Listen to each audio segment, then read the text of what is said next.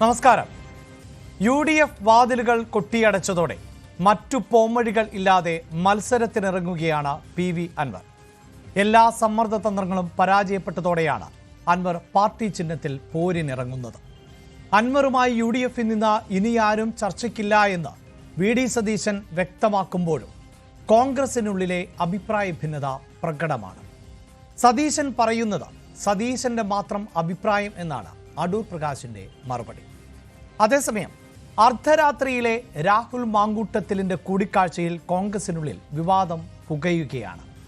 Party നേതാക്കൾ ഒറ്റക്കെട്ടായി Rahul മാങ്കൂട്ടത്തിലിനെ തള്ളിക്കളഞ്ഞുവെങ്കിലും മാങ്കൂട്ടത്തിലിന്റെ operation സ്വന്തം തീരുമാനപ്രകാരം എന്ന് പാർട്ടിക്കാർ പോലും വിശ്വസിക്കുന്നില്ല. ഇതിനിടെ കേരള കോൺഗ്രസ് നേതാവ് അഡ്വക്കേറ്റ് മോഹൻ ജോർജിനെ സ്ഥാനാർത്ഥിയായി പ്രഖ്യാപിച്ച് BJPയും മത്സരത്തിനുണ്ട് എന്ന് ഉറപ്പിച്ചു. മോഹൻ ജോർജിന്റെ മുൻ രാഷ്ട്രീയ പാർട്ടിയെ ചൊല്ലിയും വിവാദം കൊഴുക്കുകയാണ്. നിലമ്പൂരിലെത്തിയ മുഖ്യമന്ത്രി ഉപതെരഞ്ഞെടുപ്പിന് കാരണം അൻവറിന്റെ ചതിയെന്നാണ് വിമർശിച്ചത്. നിലമ്പൂരിൽ പോരുമുറുകുമ്പോൾ ഇരു മുന്നണികളെയും വെല്ലുവിളിക്കുന്ന അൻവർ ആരെ തോൽപ്പിക്കും? ഈ വിഷയമാണ് പ്രൈം ഡിബേറ്റ് ചർച്ച ചെയ്യുന്നത്. എല്ലാ പ്രേക്ഷകർക്കും സ്വാഗതം.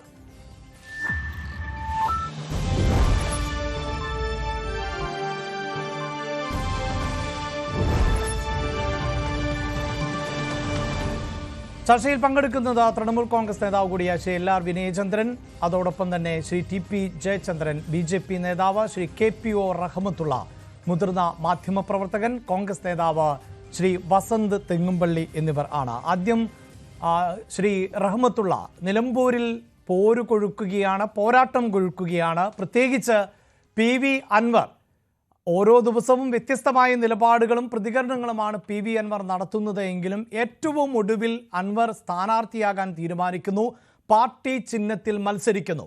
ആ തീരുമാനത്തിൽ ഉറച്ചു നിൽക്കുമോ എന്നുള്ളതിൽ ഇപ്പോഴും നമുക്ക് വ്യക്തതയില്ല. എന്താണ് അൻവർ ലക്ഷ്യം വെക്കുന്നത്? ഉറച്ചു നിൽക്കുവാൻ തന്നെയുള്ള സാധ്യത ഒരു മാധ്യമപ്രവർത്തകൻ എന്ന നിലയിൽ അവിടുത്തെ രാഷ്ട്രീയത്തെ വിലയിരുത്തുമ്പോൾ എങ്ങനെയാണ് താങ്കൾ പ്രതീക്ഷിക്കുന്നത്? ഏറ്റവും അവസാന ഘട്ടത്തിൽ എത്തി നിൽക്കുമ്പോഴും എനിക്ക് തോന്നുന്നത് അൻവർ സ്വന്തം നിലയിൽ മത്സരിക്കാൻ സാധ്യതയില്ല എന്ന് തന്നെയാണ്.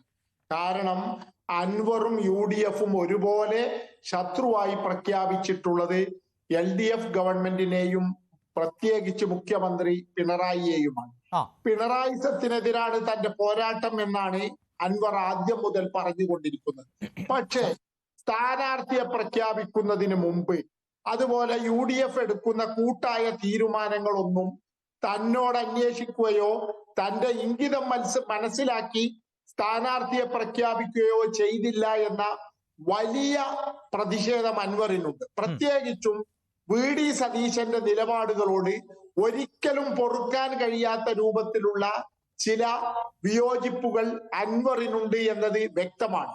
കഴിഞ്ഞ UDF നേതൃയോഗത്തിൽ 2-ാം തീയതി കോഴിക്കോട്ട് ചേർന്ന യോഗത്തിൽ തൃണമൂൽ കോൺഗ്രസിന് കാൻഡിഡേറ്റ് അംഗത്വം UDFിൽ നൽകാൻ തീരുമാനിക്കുകയും അക്കാര്യം മാധ്യമങ്ങളോട് പറയാൻ UDF കൺവീനർ സതീശനെ ഏൽപ്പിക്കുകയും ചെയ്തിരുന്നു. അദ്ദേഹം വാക്ക് പാലിച്ചില്ല എന്ന് മാത്രമല്ല, ഒരുപാട് കാലം കഴിഞ്ഞ് സ്ഥാനാർത്ഥി പ്രഖ്യാപനവും കഴിഞ്ഞാണ് ബാക്കി കാര്യങ്ങൾ പറയുന്നത്. കോൺഗ്രസിലെ മറ്റ് നേതാക്കൾ ആരുമായും അൻവറിന് പ്രശ്നമുണ്ട് എന്ന് ഇപ്പോൾ തോന്നുന്നില്ല. പക്ഷേ ശ്രീ റഹ്മത്തുള്ള, അവിടെ അസന്നിഗ്ധമായി പറയുന്നുണ്ടല്ലോ VD സതീശൻ. അദ്ദേഹം പറഞ്ഞു ഇനി UDFിൽ നിന്ന് ആരും ഈ ചർച്ചയ്ക്കില്ല എന്നുള്ളതാണ്. താങ്കൾ പറഞ്ഞത് ശരിയാണ്. പക്ഷേ അടൂർ പ്രകാശ് അതിനെ വ്യക്തിപരമായ അഭിപ്രായം എന്ന് പറഞ്ഞു വെക്കുന്നുണ്ട്. പക്ഷേ PK കുഞ്ഞാലിക്കുട്ടി ഉൾപ്പെടെയുള്ളവർ അൻവർ അടഞ്ഞ അധ്യായം എന്ന് പറയുന്നു. അപ്പോൾ PV അൻവർ എന്നത് ഇനിയിപ്പോൾ UDFിന്റെ ഭാഗമല്ല എങ്കിലും അൻവറിന്റെ വോട്ട് ലഭിച്ചില്ല എങ്കിലും ഷൗക്കത്തിന് വിജയം ഉറപ്പ് എന്ന് VD സതീശൻ ഉൾപ്പെടെയുള്ള കോൺഗ്രസുകാർ പ്രതീക്ഷിക്കുകയാണോ? അങ്ങനെയൊക്കെ UDF നേതാക്കൾക്ക് പ്രതീക്ഷിക്കാനുള്ള സ്വാതന്ത്ര്യം അവർക്കുണ്ടെങ്കിലും സത്യം മറ്റൊന്നാണ്. സ്വരാജിനെ പോലെ ശക്തനായ ഒരു സ്ഥാനാർത്ഥി വന്നു കഴിഞ്ഞ സ്ഥിതിക്ക് UDFിന് വിജയം വരിക്കണമെങ്കിൽ അൻവറിന്റെ പിന്തുണ കിട്ടിയേ കഴിയൂ എന്നുള്ളതാണ് സത്യം. പുറത്ത് ഇങ്ങനെയൊക്കെ പറയുമ്പോഴും പിന്നാമ്പുറങ്ങളിൽ രഹസ്യമായ പല ചർച്ചകളും നടക്കുന്നു എന്ന് ഞാൻ മനസ്സിലാക്കുന്നു. മാത്രമല്ല, അൻവർ നേരത്തെ 4-ാം ഗ്രൂപ്പിൽ കെ സുധാകരന്റെ ഉറച്ച അനുയായിയായി പ്രവർത്തിച്ചയാളാണ്.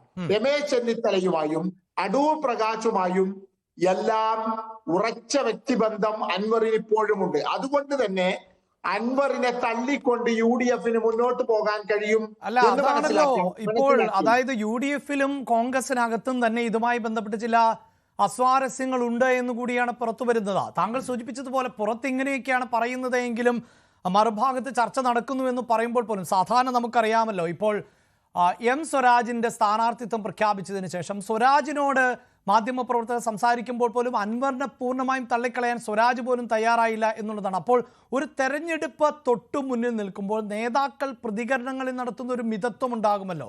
ആ മിതത്വമൊന്നും VD സതീശന്റെ ഭാഗത്തു നിന്നോ അല്ലെങ്കിൽ മറ്റു നേതാക്കളുടെ ഭാഗത്തു നിന്നോ ഇപ്പോൾ കാണുന്നില്ലല്ലോ. അൻവറിനെ തള്ളിപ്പറഞ്ഞുകൊണ്ട് അൻവർ സ്വതന്ത്രനായി മത്സരിച്ചാൽ ഉണ്ടാകാവുന്ന ഭവിഷ്യത്ത് UDF-ന് വളരെ വ്യക്തമായിട്ട് അറിയാവുന്നതാണ്. ഇതിനു മുമ്പ് അൻവർ എപ്പോഴൊക്കെ സ്വതന്ത്രനായി മത്സരിച്ചിട്ടുണ്ടോ അപ്പോഴൊക്കെ ആ മണ്ഡലത്തിലെ ഗണ്യമായ വോട്ടുകൾ അൻവർ നേടിയിട്ടുണ്ട്. വയനാട് പാർലമെന്റ് മണ്ഡലത്തിൽ സ്വതന്ത്രനായി മത്സരിച്ചപ്പോഴും ഏറനാട് മണ്ഡലത്തിൽ സ്വതന്ത്രനായി മത്സരിച്ചപ്പോഴും ഒക്കെ വലിയ ശതമാനം വോട്ടുകൾ നേടാൻ അൻവറിന് കഴിഞ്ഞു എന്നത് സത്യമാണ്. ആ തിരിച്ചറിവാണ് പിന്നീട് അൻവറിനെ LDF സ്വതന്ത്രനായി നിലമ്പൂരിൽ മത്സരിക്കുന്നിടത്ത് എത്തിച്ചത് എന്നുകൂടി നമ്മൾ മനസ്സിലാക്കണം.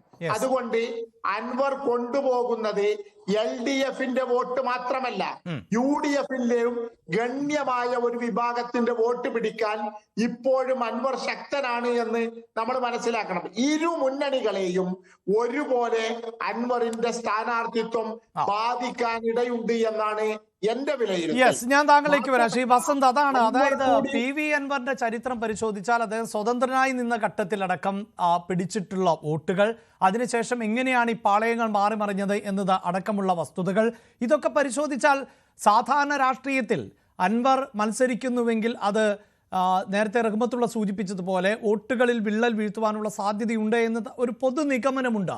പക്ഷേ VD സതീശന് മാത്രം എന്താണ് ഇത്രമേൽ വലിയ ആത്മവിശ്വാസം ശ്രീ വസന്ത്? അല്ല, നോക്കൂ, ഇപ്പോ അൻവർ മുമ്പ് മത്സരിച്ച ചരിത്രം പറയുമ്പോൾ ഏറനാട് ചരിത്രമാണല്ലോ ഇപ്പൊ എനിക്ക് മുമ്പ് സംസാരിച്ച അദ്ദേഹം പറഞ്ഞത്. അന്ന് ഏറനാട് മത്സരിക്കുമ്പോൾ PV അൻവർ ഉണ്ടാക്കുന്നത് 47,000 വോട്ടാണ്. അന്ന് LDF-ന്റെ ഒറിജിനൽ സ്ഥാനാർത്ഥി ഉണ്ട്. അതായത് LDF തുലനം ചാർത്തിയ ഒറിജിനൽ സ്ഥാനാർത്ഥി 2,700 വോട്ടാണ് അഷറഫ് അലി കാലിയത്തിന് കിട്ടുന്നത്. CPI-യുടെ സ്ഥാനാർത്ഥിയായിരുന്നു. അന്ന് CPM വോട്ടുകൾ മുഴുവൻ മറിച്ച് CPM വോട്ടുകൾ മുഴുവൻ CPM മറിച്ച് അൻവറിന് കൊടുത്തു എന്ന് CPI അന്ന് ആരോപിക്കുന്നുണ്ട്. പിന്നീട് പാവപ്പെട്ട CPI-ക്കാർക്ക് അടുത്ത തെരഞ്ഞെടുപ്പ് വന്നപ്പോൾ അൻവറിന്റെ പോസ്റ്റർ ഒട്ടിക്കാനാണ് വിധി ഉണ്ടായത്. നോക്കൂ, അന്ന് തൊട്ട് ഈ കഴിഞ്ഞ തെരഞ്ഞെടുപ്പ് വരെ അൻവർ പിടിച്ചതെല്ലാം ഇടതുപക്ഷത്തിന്റെ വോട്ട് തന്നെയാണ്. അത് CPM അനുഗ്രഹിച്ചു കൊടുത്തതുണ്ട്, CPM പാളയത്തിൽ നിന്ന് വന്നതുണ്ട്, CPM-ൽ പിണറായി സത്തിനെതിരായി വരുന്ന വോട്ടുകളുണ്ട്. ഇതെല്ലാം ഒരു ബഹുഭൂരിപക്ഷം വോട്ടും അൻവർ പിടിക്കുന്ന എല്ലാ വോട്ടും CPM-ന്റെയോ LDF-ന്റെയോ മാത്രം എന്നല്ല ഞാൻ പറയുന്നത്. മറിച്ച് ഏതാണ്ട് ഒരു 90% വോട്ടും അൻവറിന് കിട്ടാൻ പോകുക അൻവർ മത്സരിച്ചാൽ ആ തീരുമാനത്തിൽ അദ്ദേഹം തുടർന്നു പോയാൽ കിട്ടാൻ പോകുന്നത് LDF-ന്റെ വോട്ടാണ്. കാരണം രണ്ടാണ്. ഒന്ന്, കഴിഞ്ഞ തെരഞ്ഞെടുപ്പിൽ അൻവറിന്റെ ഏതാണ്ട് 20,000-നോട് അടുത്തമുള്ള ഭൂരിപക്ഷത്തെ കുറച്ചുകൊണ്ട് വന്ന് 2,700 വോട്ടിൽ പിടിച്ചു കെട്ടാൻ UDF-ന് സാധിച്ചൊരു മണ്ഡലത്തെ പറ്റിയാണ് നിങ്ങൾ പറയുന്നത്. 2,700 വോട്ടിന്റെ അധികമാണ് അൻവറിന് അവിടെ കിട്ടിയിരുന്നത്. ഞങ്ങൾ അതിനെയാണ് നേരിടേണ്ടി വരിക. BJP-യുടെ ഒരു 8,000 വോട്ടുണ്ട്. ആ 8,000 വോട്ട് ഇവർ ഓൾറെഡി പർച്ചേസ് ചെയ്ത് കഴിഞ്ഞു CPM. അപ്പൊ ഒരു 10,000 വോട്ട്. പക്ഷെ അതാണോ അവിടുത്തെ അവസ്ഥ? ഈ 10,000 വോട്ടിനെ കവച്ചു വെക്കാൻ പറ്റുന്ന പോലെ, അല്ലെങ്കിൽ 15,000 വോട്ടിനെ കവച്ചു വെക്കാൻ പറ്റുന്നത് പോലുള്ള ആന്റി ഇൻകംബൻസി ആ മണ്ഡലത്തിൽ ഉണ്ടെന്നേ എന്താ സംശയമുള്ളത്? ആ മണ്ഡലത്തോട് അടുത്ത് ചേർന്ന് കിടക്കുന്ന മണ്ഡലങ്ങളിലെ നാഷണൽ ഹൈവേ തകർന്നു പോകുമ്പോൾ അവിടെ ഫ്ലെക്സ് വെച്ചവരെ ഫെവിക്വിക്ക് ഒട്ടിക്കാൻ പോലും കാണുന്നുണ്ടോ? ഇല്ല. രണ്ട്, പിണറായി മരുമോനും ചേർന്നുള്ള ഒരു സെറ്റപ്പാണ് ഈ ഭരണമെന്നും ആ ഭരണത്തിൽ വലിയ മാഫിയ ബന്ധങ്ങൾ ഈ ഭരണത്തിന്റെ തടവിൽ വളർന്നു വരുന്നുവെന്നും അൻവർ വിളിച്ചു പറയുമ്പോൾ അതിനെതിരെ ആർക്കാണ് വോട്ട് ചെയ്യാൻ പറ്റുന്നത്?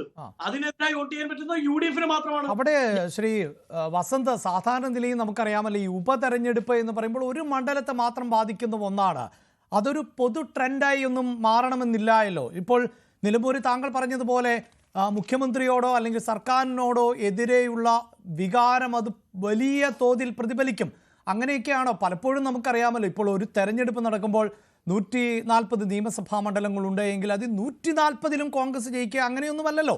നമുക്കറിയാം എത്ര വലിയ വിരുദ്ധ വികാരങ്ങൾ ഉണ്ടായാലും പല മണ്ഡലങ്ങളും കോൺഗ്രസ് ജയിക്കും, അല്ലെങ്കിൽ CPIM ജയിക്കും. അങ്ങനെയൊക്കെയാണല്ലോ പൊതുവെ ഒരു രാഷ്ട്രീയ ചിത്രം എന്നത്. അപ്പോൾ ഇതിൻ്റെ മുഴുവൻ പ്രതിഫലനവും ഉണ്ടാകും അവിടെ എന്ന് അനുമാനിക്കാൻ സാധിക്കുമോ?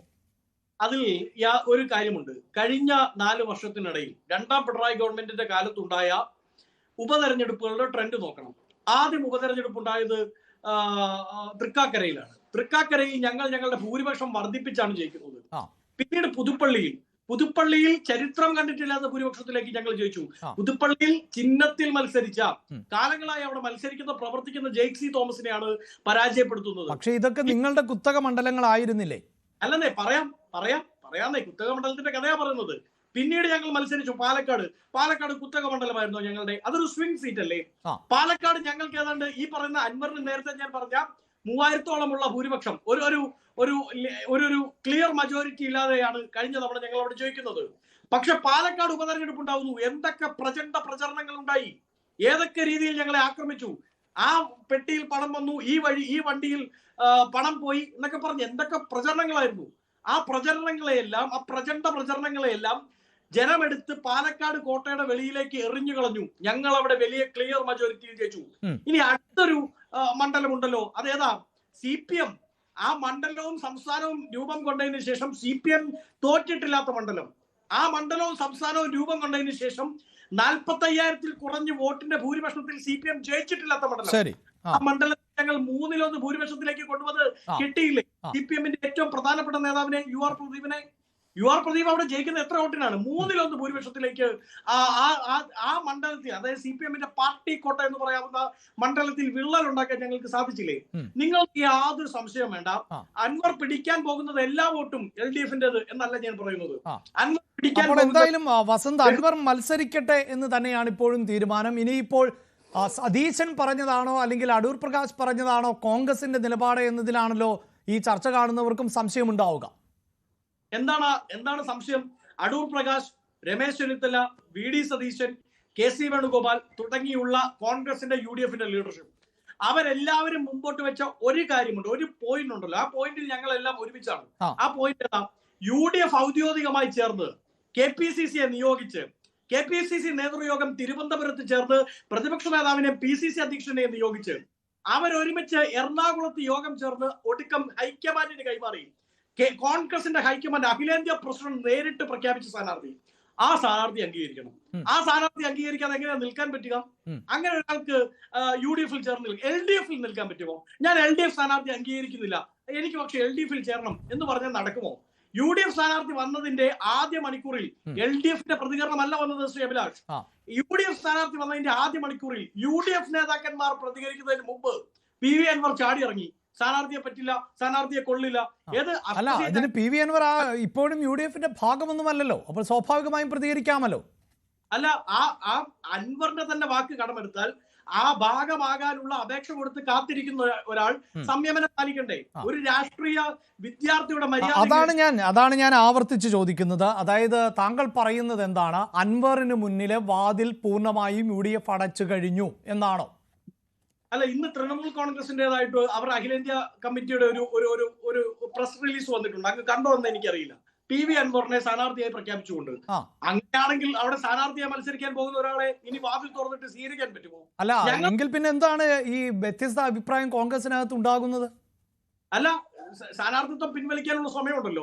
അദ്ദേഹം സ്വമേധ ഒരു തീരുമാനത്തിലേക്ക് എത്തേ, അദ്ദേഹം മത്സരിക്കാൻ തീരുമാനിച്ചത്. ഞാൻ വളരെ ക്ലിയർ ആണ്. ഇതിന്റെ അകത്ത് VD സതീശന്റെ, KC വേണുഗോപാലിന്റെ, ഈ പറയുന്ന അടൂർ പ്രകാശിന്റെ, സണ്ണി ജോസഫിന്റെ എല്ലാവരുടെയും നിലപാട് ഒന്നാണ്: UDF-ന്റെ സ്ഥാനാർത്ഥി അംഗീകരിക്കണം.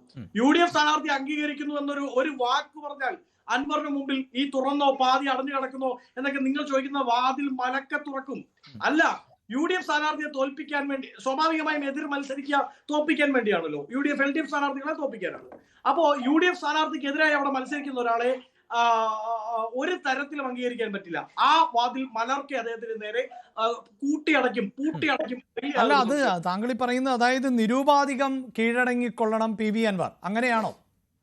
അല്ല, അദ്ദേഹം വിളിച്ചു പറഞ്ഞതെല്ലാം തിരുത്താതെ പറ്റുമോ? ഇപ്പോൾ കൂടുതലല്ലേ. ഇന്നിപ്പോൾ ഷൗക്കത്തിനെതിരെയൊക്കെ അദ്ദേഹം പറഞ്ഞത് എന്തെല്ലാമാണ്? അതൊക്കെ ഇനി എങ്ങനെ തിരുത്താൻ പറ്റുന്നതാണ്? അല്ല പിതൃതുല്യനാണ് പിണറായി വിജയൻ എന്ന് പറഞ്ഞിരുന്നിടത്ത് നിന്ന് സെക്സ് റാക്കറ്റ് നടത്തുന്ന ആളാണ് എന്ന് സരിനും അൻവറും പറഞ്ഞിട്ടുണ്ടല്ലോ. മാഫിയ സംഘമാണ് പിണറായിയുടെ ഓഫീസിൽ. അതായത് ഇനിയും ഈ പറഞ്ഞതെല്ലാം വിഴുങ്ങി വന്നാൽ മതി, അത് PV അൻവറെ ഉൾക്കൊള്ളും. അല്ല, തിരുത്തണം, രാഷ്ട്രീയ തിരുത്തലാണത്. അങ്ങനെ തിരുത്തി എത്രയോ പേരുണ്ട്. അല്ല, അഭിലാഷിന്റെ ആ ചോദ്യത്തിൽ ഒരു കാര്യം, അഭിലാഷിന്റെ ചോദ്യത്തിൽ ഒരു കുന്തമുനയുണ്ട്. ഞാൻ തിരുത്തൊരു കാര്യം ചോദിക്കട്ടെ ശ്രീ അഭിലാഷ്. പിണറായി വിജയന്റെ ഓഫീസിൽ സെക്സ് റാക്കറ്റ് നടക്കുന്നു എന്ന് കോൺഗ്രസിന്റെ ഏതെങ്കിലും നേതാവ് പറയുന്നത് അങ്ങ് കേട്ടിട്ടുണ്ടോ? ഉണ്ടോ? സെക്സ് റാക്കറ്റ് നടക്കുന്ന മാഫിയ ഓഫീസാണ് പിണറായിയുടേത് എന്ന് പറയുന്നത് കേട്ടിട്ടുണ്ടോ? അത് പറഞ്ഞ ആളാണ് പി സരിൻ. അത് പറഞ്ഞ ഒരാഴ്ചക്ക് ശേഷം ഈ പറയുന്ന പിണറായി വിജയനെ നേരിട്ട് പോയി കണ്ട് അദ്ദേഹത്തിന്റെ ആശീർവാദത്തോടു കൂടി പാലക്കാട് സരിനെ CPM മത്സരിപ്പിക്കാമെങ്കിൽ, തെറ്റ് പറ്റിയിട്ടുണ്ടെങ്കിൽ അല്ലെങ്കിൽ വാവിട്ട വാക്കുകൾ പറഞ്ഞിട്ടുണ്ടെങ്കിൽ തിരിച്ചെടുത്താൽ സഹകരിപ്പിക്കുന്നതിനെ പറ്റി ആലോചിക്കും. യെസ്, അതാണ് ശ്രീ വിനയചന്ദ്രൻ. ഇതായത് ഈ പറഞ്ഞതെല്ലാം തിരുത്തണം അൻവർ. അങ്ങനെ തിരുത്തി ഇനി ഇല്ല എന്ന മട്ടിലാണ് അദ്ദേഹം. അതായത് സതീശന്റെ കാല് പിടിക്കാനൊന്നുമില്ല എന്നാണ് ഇന്ന് വാർത്താ സമ്മേളനത്തിലടക്കം PV അൻവർ പറഞ്ഞത്. കഴിഞ്ഞ ദിവസവും അതായത് കാല് പിടിക്കുന്നവന്റെ മുഖത്ത് ചവിട്ടുകയാണ് ചെയ്യുന്നത് എന്നതിലേക്ക് എത്തി നിൽക്കുന്നു. അപ്പോൾ പിണറായിസത്തിനെതിരെ പോരാട്ടത്തിനിറങ്ങുന്നു എന്ന് പറഞ്ഞ് അൻവർ ഏറ്റവും ഒടുവിൽ എത്തി നിൽക്കുന്നത് ഇപ്പോൾ VD സതീശന് എതിരെയാണ്. ഇനി ഈ പറഞ്ഞതെല്ലാം വിഴുങ്ങി UDFന്റെ ഭാഗമാകാൻ തയ്യാറാകും PV അൻവർ എന്ന് കരുതാമോ? ശ്രീ അഭിലാഷ്, ഇവിടെ ശ്രീ വസന്ത് എൻ്റെ സ്നേഹിതനാണ്. അദ്ദേഹം ആദ്യം തിരുത്തേണ്ടത് ശ്രീ രാഹുൽ മാങ്കൂട്ടത്തിനെയാണ് എന്ന് എനിക്ക് തോന്നുന്നു. പിന്നെ അങ്ങ് തന്നെ ചോദിച്ച ഇവരുടെ രണ്ട് തട്ടിൽ, അതായത് ചെയർമാനും കൺവീനറും ഇപ്പോൾ രണ്ട് തട്ടിലാണ്. ഇപ്പോൾ വരുന്ന വാർത്തകളുടെ അടിസ്ഥാനത്തിൽ രണ്ട് തട്ടിലാണ്. അപ്പോൾ അവരെയും ശ്രീ വസന്ത് ഒന്ന് വിളിച്ച് രണ്ടുപേരെയും കൂടെ ഒരുമിപ്പിക്കാനുള്ളൊരു ശ്രമം നടത്തുക. ഇവിടെ ബഹുമാന്യനായ ശ്രീ റഹ്മത്തുള്ള അദ്ദേഹത്തിൻ്റെ നിരീക്ഷണം നമ്മൾ കേട്ടതാണ്. ആ കേട്ട കാര്യങ്ങളിൽ യാഥാർത്ഥ്യമുണ്ട്, യാഥാർത്ഥ്യമില്ലാതെ ഇല്ല. അങ്ങ് തന്നെ അവതാരകനായ അങ്ങ് തന്നെ ചോദിച്ച ഒന്ന് രണ്ട് ചോദ്യങ്ങൾ ശ്രീ വസന്തനോട് ചോദിച്ചു. ഒന്ന്, മാസങ്ങൾക്ക് മുമ്പ് ഒരു അപേക്ഷ കൊടുത്തിരുന്നു എന്നുള്ളത് അദ്ദേഹം ഇവിടെ വരുമ്പോൾ എന്നെയും കൂടി ശ്രീ സജി മഞ്ഞക്കടമ്പിൽ വിളിച്ചതാണ്. ഞാൻ സ്ഥലത്തില്ലാത്തതുകൊണ്ടാണ് പോകാത്തത്. അതുകൊണ്ട് എനിക്കത് വ്യക്തമായി അറിയാം. ചർച്ച നടന്നു എന്നുള്ളതും അവരോട് വന്നു എന്നുള്ളതും വ്യക്തമായി അറിയാം. അത് ഇന്നലെ ഞാൻ സൂചിപ്പിച്ച കാര്യമാണ്. അതവിടെ നിൽക്കട്ടെ. അപ്പോൾ അത് 2 ദിവസത്തിനകം പ്രഖ്യാപിക്കുമെന്ന് ബഹുമാന്യനായ പ്രതിപക്ഷ നേതാവ് പറഞ്ഞതാണ്. ശ്രീ അഭിലാഷ് അടക്കമുള്ളവർ ചർച്ച ചെയ്താണ്. ഇവിടെ എല്ലാം അതിൻ്റെ വീഡിയോസ് കാണും അദ്ദേഹം പറഞ്ഞതും ഒക്കെ. 2 ദിവസത്തിനകം ഞാനത് പ്രഖ്യാപിക്കുമെന്ന് പറഞ്ഞു.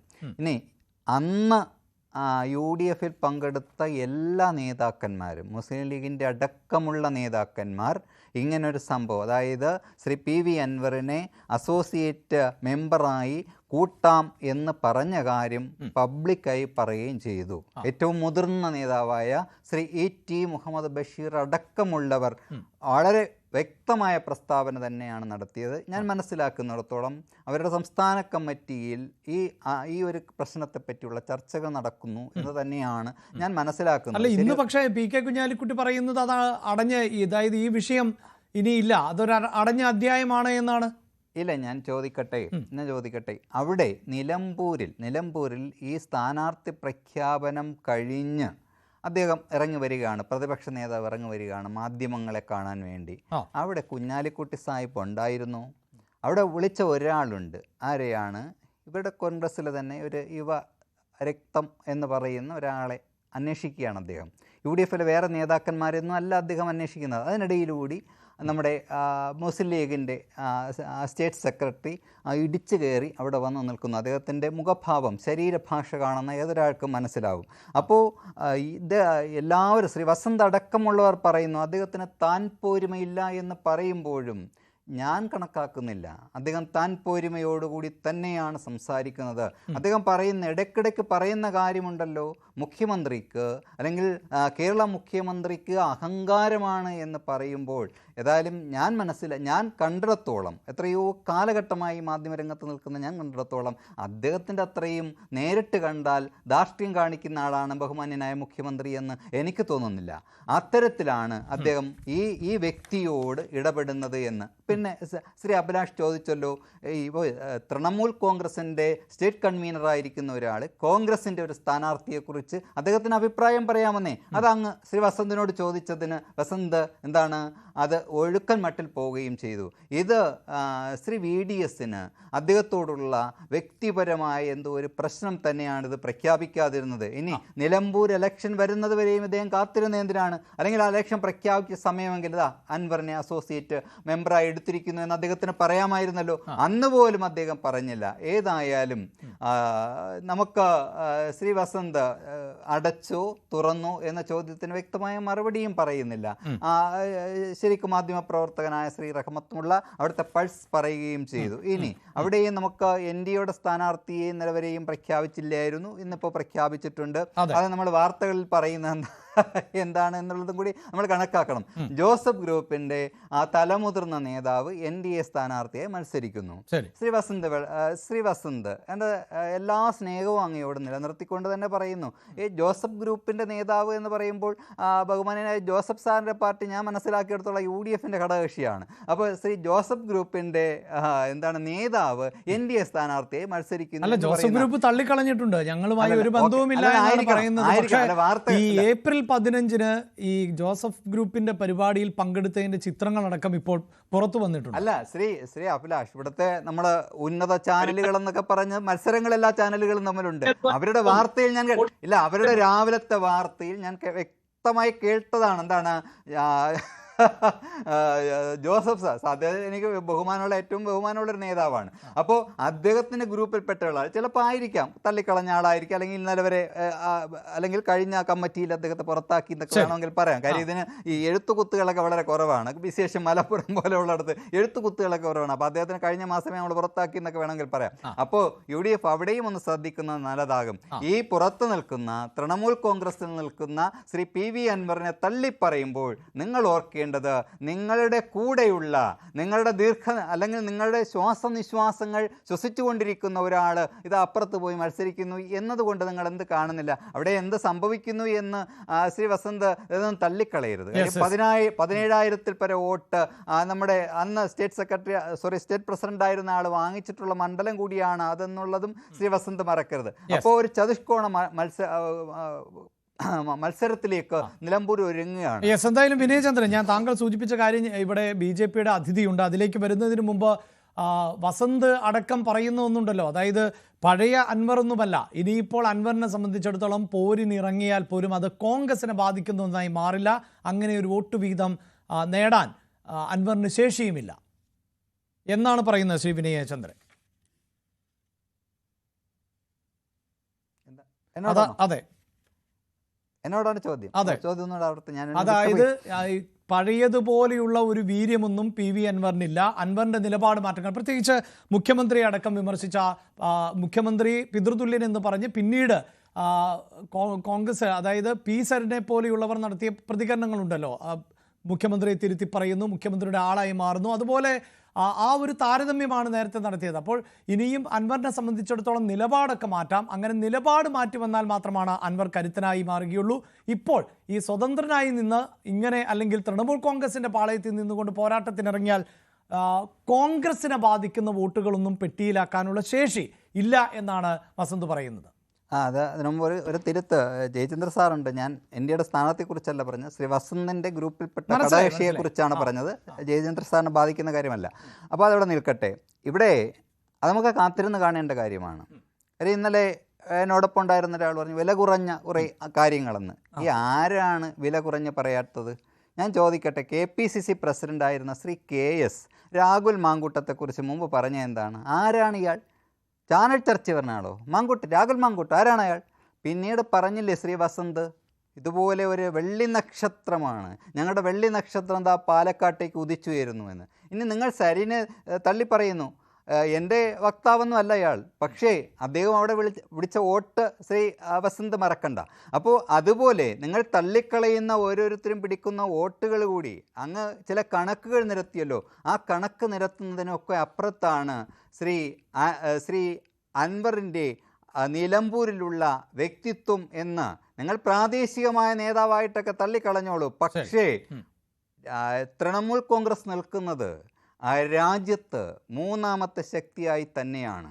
അതിനേതൊരു മാറ്റവും ഇല്ല. Yes, ആ അത് അലവരികൾ രാജ്യത്തെ ഒരു ശക്തി ഇപ്പോൾ കേരളത്തിൽ ഇല്ല നമുക്ക് അങ്ങനെ അല്ല പ്രകടിപ്പിക്കേണ്ടതുണ്ടോ? ശ്രീ അഭിലാഷ് തള്ളിക്കളെ അല്ല, ചെറിയ ഞങ്ങൾ തുലവും തുച്ഛരാണ് എന്ന് അൻവർക്ക് പറയുന്നുണ്ട്, ഞങ്ങൾ ചെറിയ പാർട്ടിയാണെന്ന്. പക്ഷേ അത് മറക്കരുത്, ഈ INC-യോടൊപ്പം 6.5 പതിറ്റാണ്ടോളം ഇന്ത്യ മഹാരാജ്യം ഭരിച്ച പാർട്ടിയോടൊപ്പം പാർട്ടിയോടൊപ്പം ഇന്ത്യയിൽ പ്രവർത്തിക്കുന്നുണ്ട് ഇവർ. ഈ വില കുറഞ്ഞത് എന്ന് പറയുമ്പോഴാണ് ഞാനത് പറയാൻ കാരണം. ഇവിടെ അതായത് നിലമ്പൂരിൽ വോട്ട് ലഭിക്കുന്നുണ്ട്. ഔദ്യോഗിക സ്ഥാനാർത്ഥിയാണെങ്കിലും തീർച്ചയായും താങ്കൾക്ക് പറയാം. പക്ഷെ നിലമ്പൂർ പോലെ നമ്മൾ ഈ രാഷ്ട്രീയം എല്ലാവർക്കും ഏതാണ്ട് അറിവുള്ളതാണല്ലോ. അപ്പോൾ തൃണമൂൽ കോൺഗ്രസിനെ പോലെ ഒരു പാർട്ടിക്ക് എന്ന നിലയിലൊക്കെ നമുക്ക് അതിനെ വിലയിരുത്താൻ പറ്റില്ല എന്ന് ഞാൻ പറഞ്ഞു. അല്ല, ഓക്കെ, അങ്ങനെയാണെങ്കിൽ പ്രാദേശികമായ ഒരു നേതാവാണ് എന്ന് അങ്ങ് കരുതിക്കോളൂ ശ്രീ അഭിലാഷ്. എന്തുകൊണ്ട് ദീദി വരുന്നു അതൊരു ചോദ്യമല്ലേ? കേരളത്തിലേക്ക് എന്തുകൊണ്ട് ദീദി വരുന്നു അതൊരു ചോദ്യമാണ്. ഇനി ശ്രീ അഭിലാഷ് ഒരുപാട് കാര്യങ്ങളുണ്ട് ചരിത്രപരമായി പറയുകയാണെങ്കിൽ. 34 വർഷം അവിടെ ഭരിച്ച പാർട്ടിയെ നമുക്ക് ആ ചരിത്രത്തിലേക്ക് പോകാനൊന്നും സമയമായിട്ടില്ല. പ്രാദേശികമായി പറയുമ്പോൾ അതൊക്കെ പറയും. ശരി, എനിക്ക് ജയചന്ദ്രനിലേക്ക് പോകണം. അതിനു മുമ്പ് വളരെ പെട്ടെന്ന് അഭിലാഷ് ഒരു സൂചന പറയട്ടെ. അഭിലാഷ്, നമ്മുടെ PV അൻവർ ആരുടെ വോട്ടുകളാണ് പിടിക്കുക എന്ന ചർച്ചയാണ് ഇപ്പോൾ പ്രധാനമായിട്ട് നിങ്ങൾ പറഞ്ഞു. അവസാനം 2ാം തവണ PV അൻവർ MLA ആയത് ആരുടെ വോട്ടുകൾ നേടിയാണ് എന്ന് വസന്ത് മനസ്സിലാക്കണം. ആ വോട്ട് കുറഞ്ഞു വന്നു എന്നുള്ളതാണല്ലോ. കഴിഞ്ഞ തവണത്തെ തെരഞ്ഞെടുപ്പിൽ 3000-ന് താഴെ ഭൂരിപക്ഷത്തിലേക്ക് കുറഞ്ഞു എന്നുള്ളതാണ് വസന്ത് കണക്കായി പറഞ്ഞത്. ആര്യാടൻ ഷൗക്കത്തിന്റെ നേതൃത്വത്തിലുള്ള കോൺഗ്രസ് വിഭാഗം PV പ്രകാശിനെ DCC പ്രസിഡന്റിനെ തോൽപ്പിക്കാൻ വേണ്ടി PV അൻവറിന് വോട്ട് മറിച്ചു എന്ന് തെരഞ്ഞെടുപ്പ് റിസൾട്ട് വന്ന അന്ന് തന്നെ പരാതി വന്നതാണ്. അപ്പോൾ അന്ന് PV അൻവർ പിടിച്ചത് ആര്യാടൻ ഷൗക്കത്ത് വിഭാഗത്തിന്റെ കോൺഗ്രസിന്റേതായിരുന്നെങ്കിൽ ഇനി ഇപ്പോൾ VV പ്രകാശ് വിഭാഗത്തിന്റെ വോട്ട് അൻവർ പിടിക്കുകയില്ല എന്ന് ആർക്കാണ് പറയാൻ കഴിയുക? അദ്ദേഹത്തിന്റെ മകളുടെ ഫേസ്ബുക്ക് പോസ്റ്റ് ആര്യാടൻ ഷൗക്കത്തിനെ സ്ഥാനാർത്ഥിയായി പ്രഖ്യാപിച്ച അന്ന് തന്നെ വന്നിട്ടുണ്ട്. ശരി, ആ അതൃപ്തരടക്കം വോട്ടായി മാറുമോ ശ്രീ വസന്ത്? അങ്ങനെ എനിക്ക് കുറച്ച് 2 മിനിറ്റ് തരണം. ഒന്ന്, എല്ലാവരും ഇടതു പ്രതിനിധിയായിട്ടാണ് ഇവിടെ ഉണ്ടോന്നാണ് ഞാൻ വിശ്വസിക്കുന്നത്. ആണല്ലോ അല്ലെ? അല്ല, അദ്ദേഹം പറ്റി അങ്ങ് പ്രൈസ് ചെയ്യാണ്. ഇന്നലെ വരെ ഇവരെ തെറി വിളിച്ചുകൊണ്ടിരുന്ന, പിണറായി വിജയനെ അസഭ്യം പറഞ്ഞുകൊണ്ടിരുന്ന, പുലഭ്യം പറഞ്ഞുകൊണ്ടിരുന്ന അൻവർ എന്തോ വലിയ സംഭവമാണ് കേട്ടോ, നിങ്ങളുടെ വോട്ട് പോകാൻ പോകുന്നു എന്നുള്ള അർത്ഥത്തിൽ ഒരു നരേറ്റീവ് പറയേണ്ടി വരിക. എല്ലാവരുടെ പോലെ എല്ലാവരും ഒരു LDF നേതാവാണ്, അതിനപ്പുറത്ത് വലിയ സീനിയർ ആയിട്ടുള്ള മാധ്യമ പ്രവർത്തകനാണ്. അപ്പൊ അങ്ങേ പോലുള്ള ഒരാൾക്ക് അത് പറയേണ്ടി വരുന്നതിന്റെ ഓർത്ത് എനിക്ക് വിഷമമുണ്ട് എന്നല്ലാതെ തൽക്കാലം പരിതപിക്കാൻ. അല്ല, മുന്നേയും പറഞ്ഞിട്ടുണ്ട്, മുന്നേ അദ്ദേഹത്തിന് വേണ്ടി വാദിക്കാൻ അങ്ങയോടൊപ്പം വന്നിട്ടുണ്ട്. രണ്ട് ഒന്ന്, അങ്ങ് പറഞ്ഞു ദീദി വരുന്നത്. ദീദിയല്ല ഏത് ദാത വന്നാലും ഞങ്ങൾ അവിടെ ആര്യാടൻ ഷൗക്കത്ത് മിനിമം ഒരു 20,000 വോട്ടും ജയിക്കും. ഇനി റഹ്മത്തുള്ള പറഞ്ഞൊരു കണക്കിന്റെ പ്രശ്നമുണ്ട്. ശ്രീ റഹ്മത്ത് 2016 2021 എത്തുമ്പോൾ ഞങ്ങളുടെ വോട്ടാണ് അൻവർ പിടിച്ചെങ്കിൽ ഞങ്ങളുടെ വോട്ട് കുറയുകയാണ് വേണ്ടത്. പക്ഷെ അൻവറിന്റെ ഭൂരിപക്ഷത്തെ കുറിച്ച് 2700 കൊണ്ടുവരാൻ സാധിച്ചു എന്ന് പറയുമ്പോൾ 67,000 വോട്ടിൽ നിന്ന് 78,000 വോട്ടിലേക്ക്, 2016 68 അതിൽ നിന്ന് 78,000 സംതിങ് വോട്ടിലേക്ക് 2021 ഞങ്ങൾക്ക് നടന്നു കയറാൻ പറ്റി എന്ന് പറഞ്ഞാൽ ഒന്നെങ്കിൽ അങ്ങ് അക്സെപ്റ്റ് ചെയ്യണം, ഞങ്ങളുടെ വോട്ട് അൻവർ പിടിച്ചപ്പോൾ LDF-ന്റെ വോട്ട് ഞങ്ങൾ പിടിച്ചു, അല്ലെങ്കിൽ ഞങ്ങളുടെ വോട്ടിനൊപ്പം കൂടുതൽ വോട്ട് ഞങ്ങൾക്ക് സമാഹരിക്കാൻ സാധിച്ചു എന്നുള്ളതാണ്. നെക്ക് ടു നെക്ക് ഫൈറ്റിൽ ഫോട്ടോ ഫിനിഷിലാണ് അവിടെ ആര് ജയിച്ചത്? അൻവർ കഴിഞ്ഞ തവണ ജയിച്ചത്. അൻവർ ാണെന്ന് ഞാൻ പറഞ്ഞില്ല ശ്രീ റഹ്മത്തുള്ള. നമ്മൾ എത്രയോ ദിവസമായി ഇതുമായി ബന്ധപ്പെട്ട് ചർച്ചയിൽ ഇരിക്കുകയാണ്. 10 വർഷമായി MLA ആയിട്ടുള്ള ഒരാൾക്ക് ആ മണ്ഡലത്തിൽ ബന്ധമുണ്ടാവണം. അങ്ങനെ ഉണ്ടായില്ലെങ്കിൽ അയാൾ എന്ത് MLA ആണ്? അപ്പൊ സ്വാഭാവികമായും ബഹുജനങ്ങളുമായി അയാൾക്ക് ബന്ധമുണ്ടാവും. അത് LDF-കാരുമായി കാണും, UDF-കാരുമായി കാണും, ഒക്കെ ഉണ്ടാവും. പക്ഷേ നിലവിൽ ഉള്ളത് ഒരു രാഷ്ട്രീയ മത്സരമാണ്, ഒരു പൊളിറ്റിക്കൽ ഫൈറ്റ് ആണ്. ആ പൊളിറ്റിക്കൽ ഫൈറ്റിൽ ഈ പിണറായിസത്തിനെതിരെ സംസാരിച്ച അൻവർ വോട്ട് ചെയ്തുകൊണ്ട് പ്രയോജനമുണ്ടോ? അദ്ദേഹം ജയിക്കില്ല. അൻവർ വോട്ട് ചെയ്താൽ ആർക്കാ ഗുണമുണ്ടാകുന്നത്? LDF-നാ ഗുണമുണ്ടാകുന്നത്. അത് അവിടുത്തെ സാക്ഷരരായ വോട്ടർമാർക്കറിയാം. പിണറായിസത്തിനെതിരെ കഴിഞ്ഞ ദിവസം പറഞ്ഞ ഇന്ന് സതീശനിസം എന്ന് പറഞ്ഞ അൻവർ അവനവനിസത്തിന്റെ ആളാണ് അൻവർ എന്നുള്ളത് അവിടുത്തെ സാക്ഷരരായ പ്രബുദ്ധരായ വോട്ടർമാർക്കറിയാം. അപ്പൊ അൻവർ വോട്ട് ചെയ്യുന്നതും കടലിൽ ഉപ്പ് കലക്കുന്നതും ഒരേപോലെയാണ് എന്ന് അവിടെയുള്ളവർക്ക് വ്യക്തതയുണ്ട്. സ്വാഭാവികമായും പിണറായിസത്തിനെതിരായി വോട്ട് ചെയ്യണമെങ്കിൽ അത് UDF സ്ഥാനാർത്ഥിക്കാണ് ചെയ്യേണ്ടത്. അത് ആര്യാട ഷൗക്കത്താകട്ടെ ആരുമായിക്കോട്ടെ, സ്ഥാനാർത്ഥി എന്നുള്ളതല്ല, അവിടുത്തെ UDF സ്ഥാനാർത്ഥി ജയിക്കുക എന്നുള്ളതാണ്. സ്വാഭാവികം ആ ബോധ്യം നിലമ്പൂരിലെ ജനതയ്ക്കുണ്ട്. വളരെ കൃത്യമാണ്. ദീദിയൊക്കെ വന്നോട്ടെ, ദീദി ബംഗാളിനപ്പുറത്ത് ദീദി എന്താണ് എന്നുള്ളത് ഞാൻ പറഞ്ഞത് കാര്യമില്ലല്ലോ എല്ലാവരും.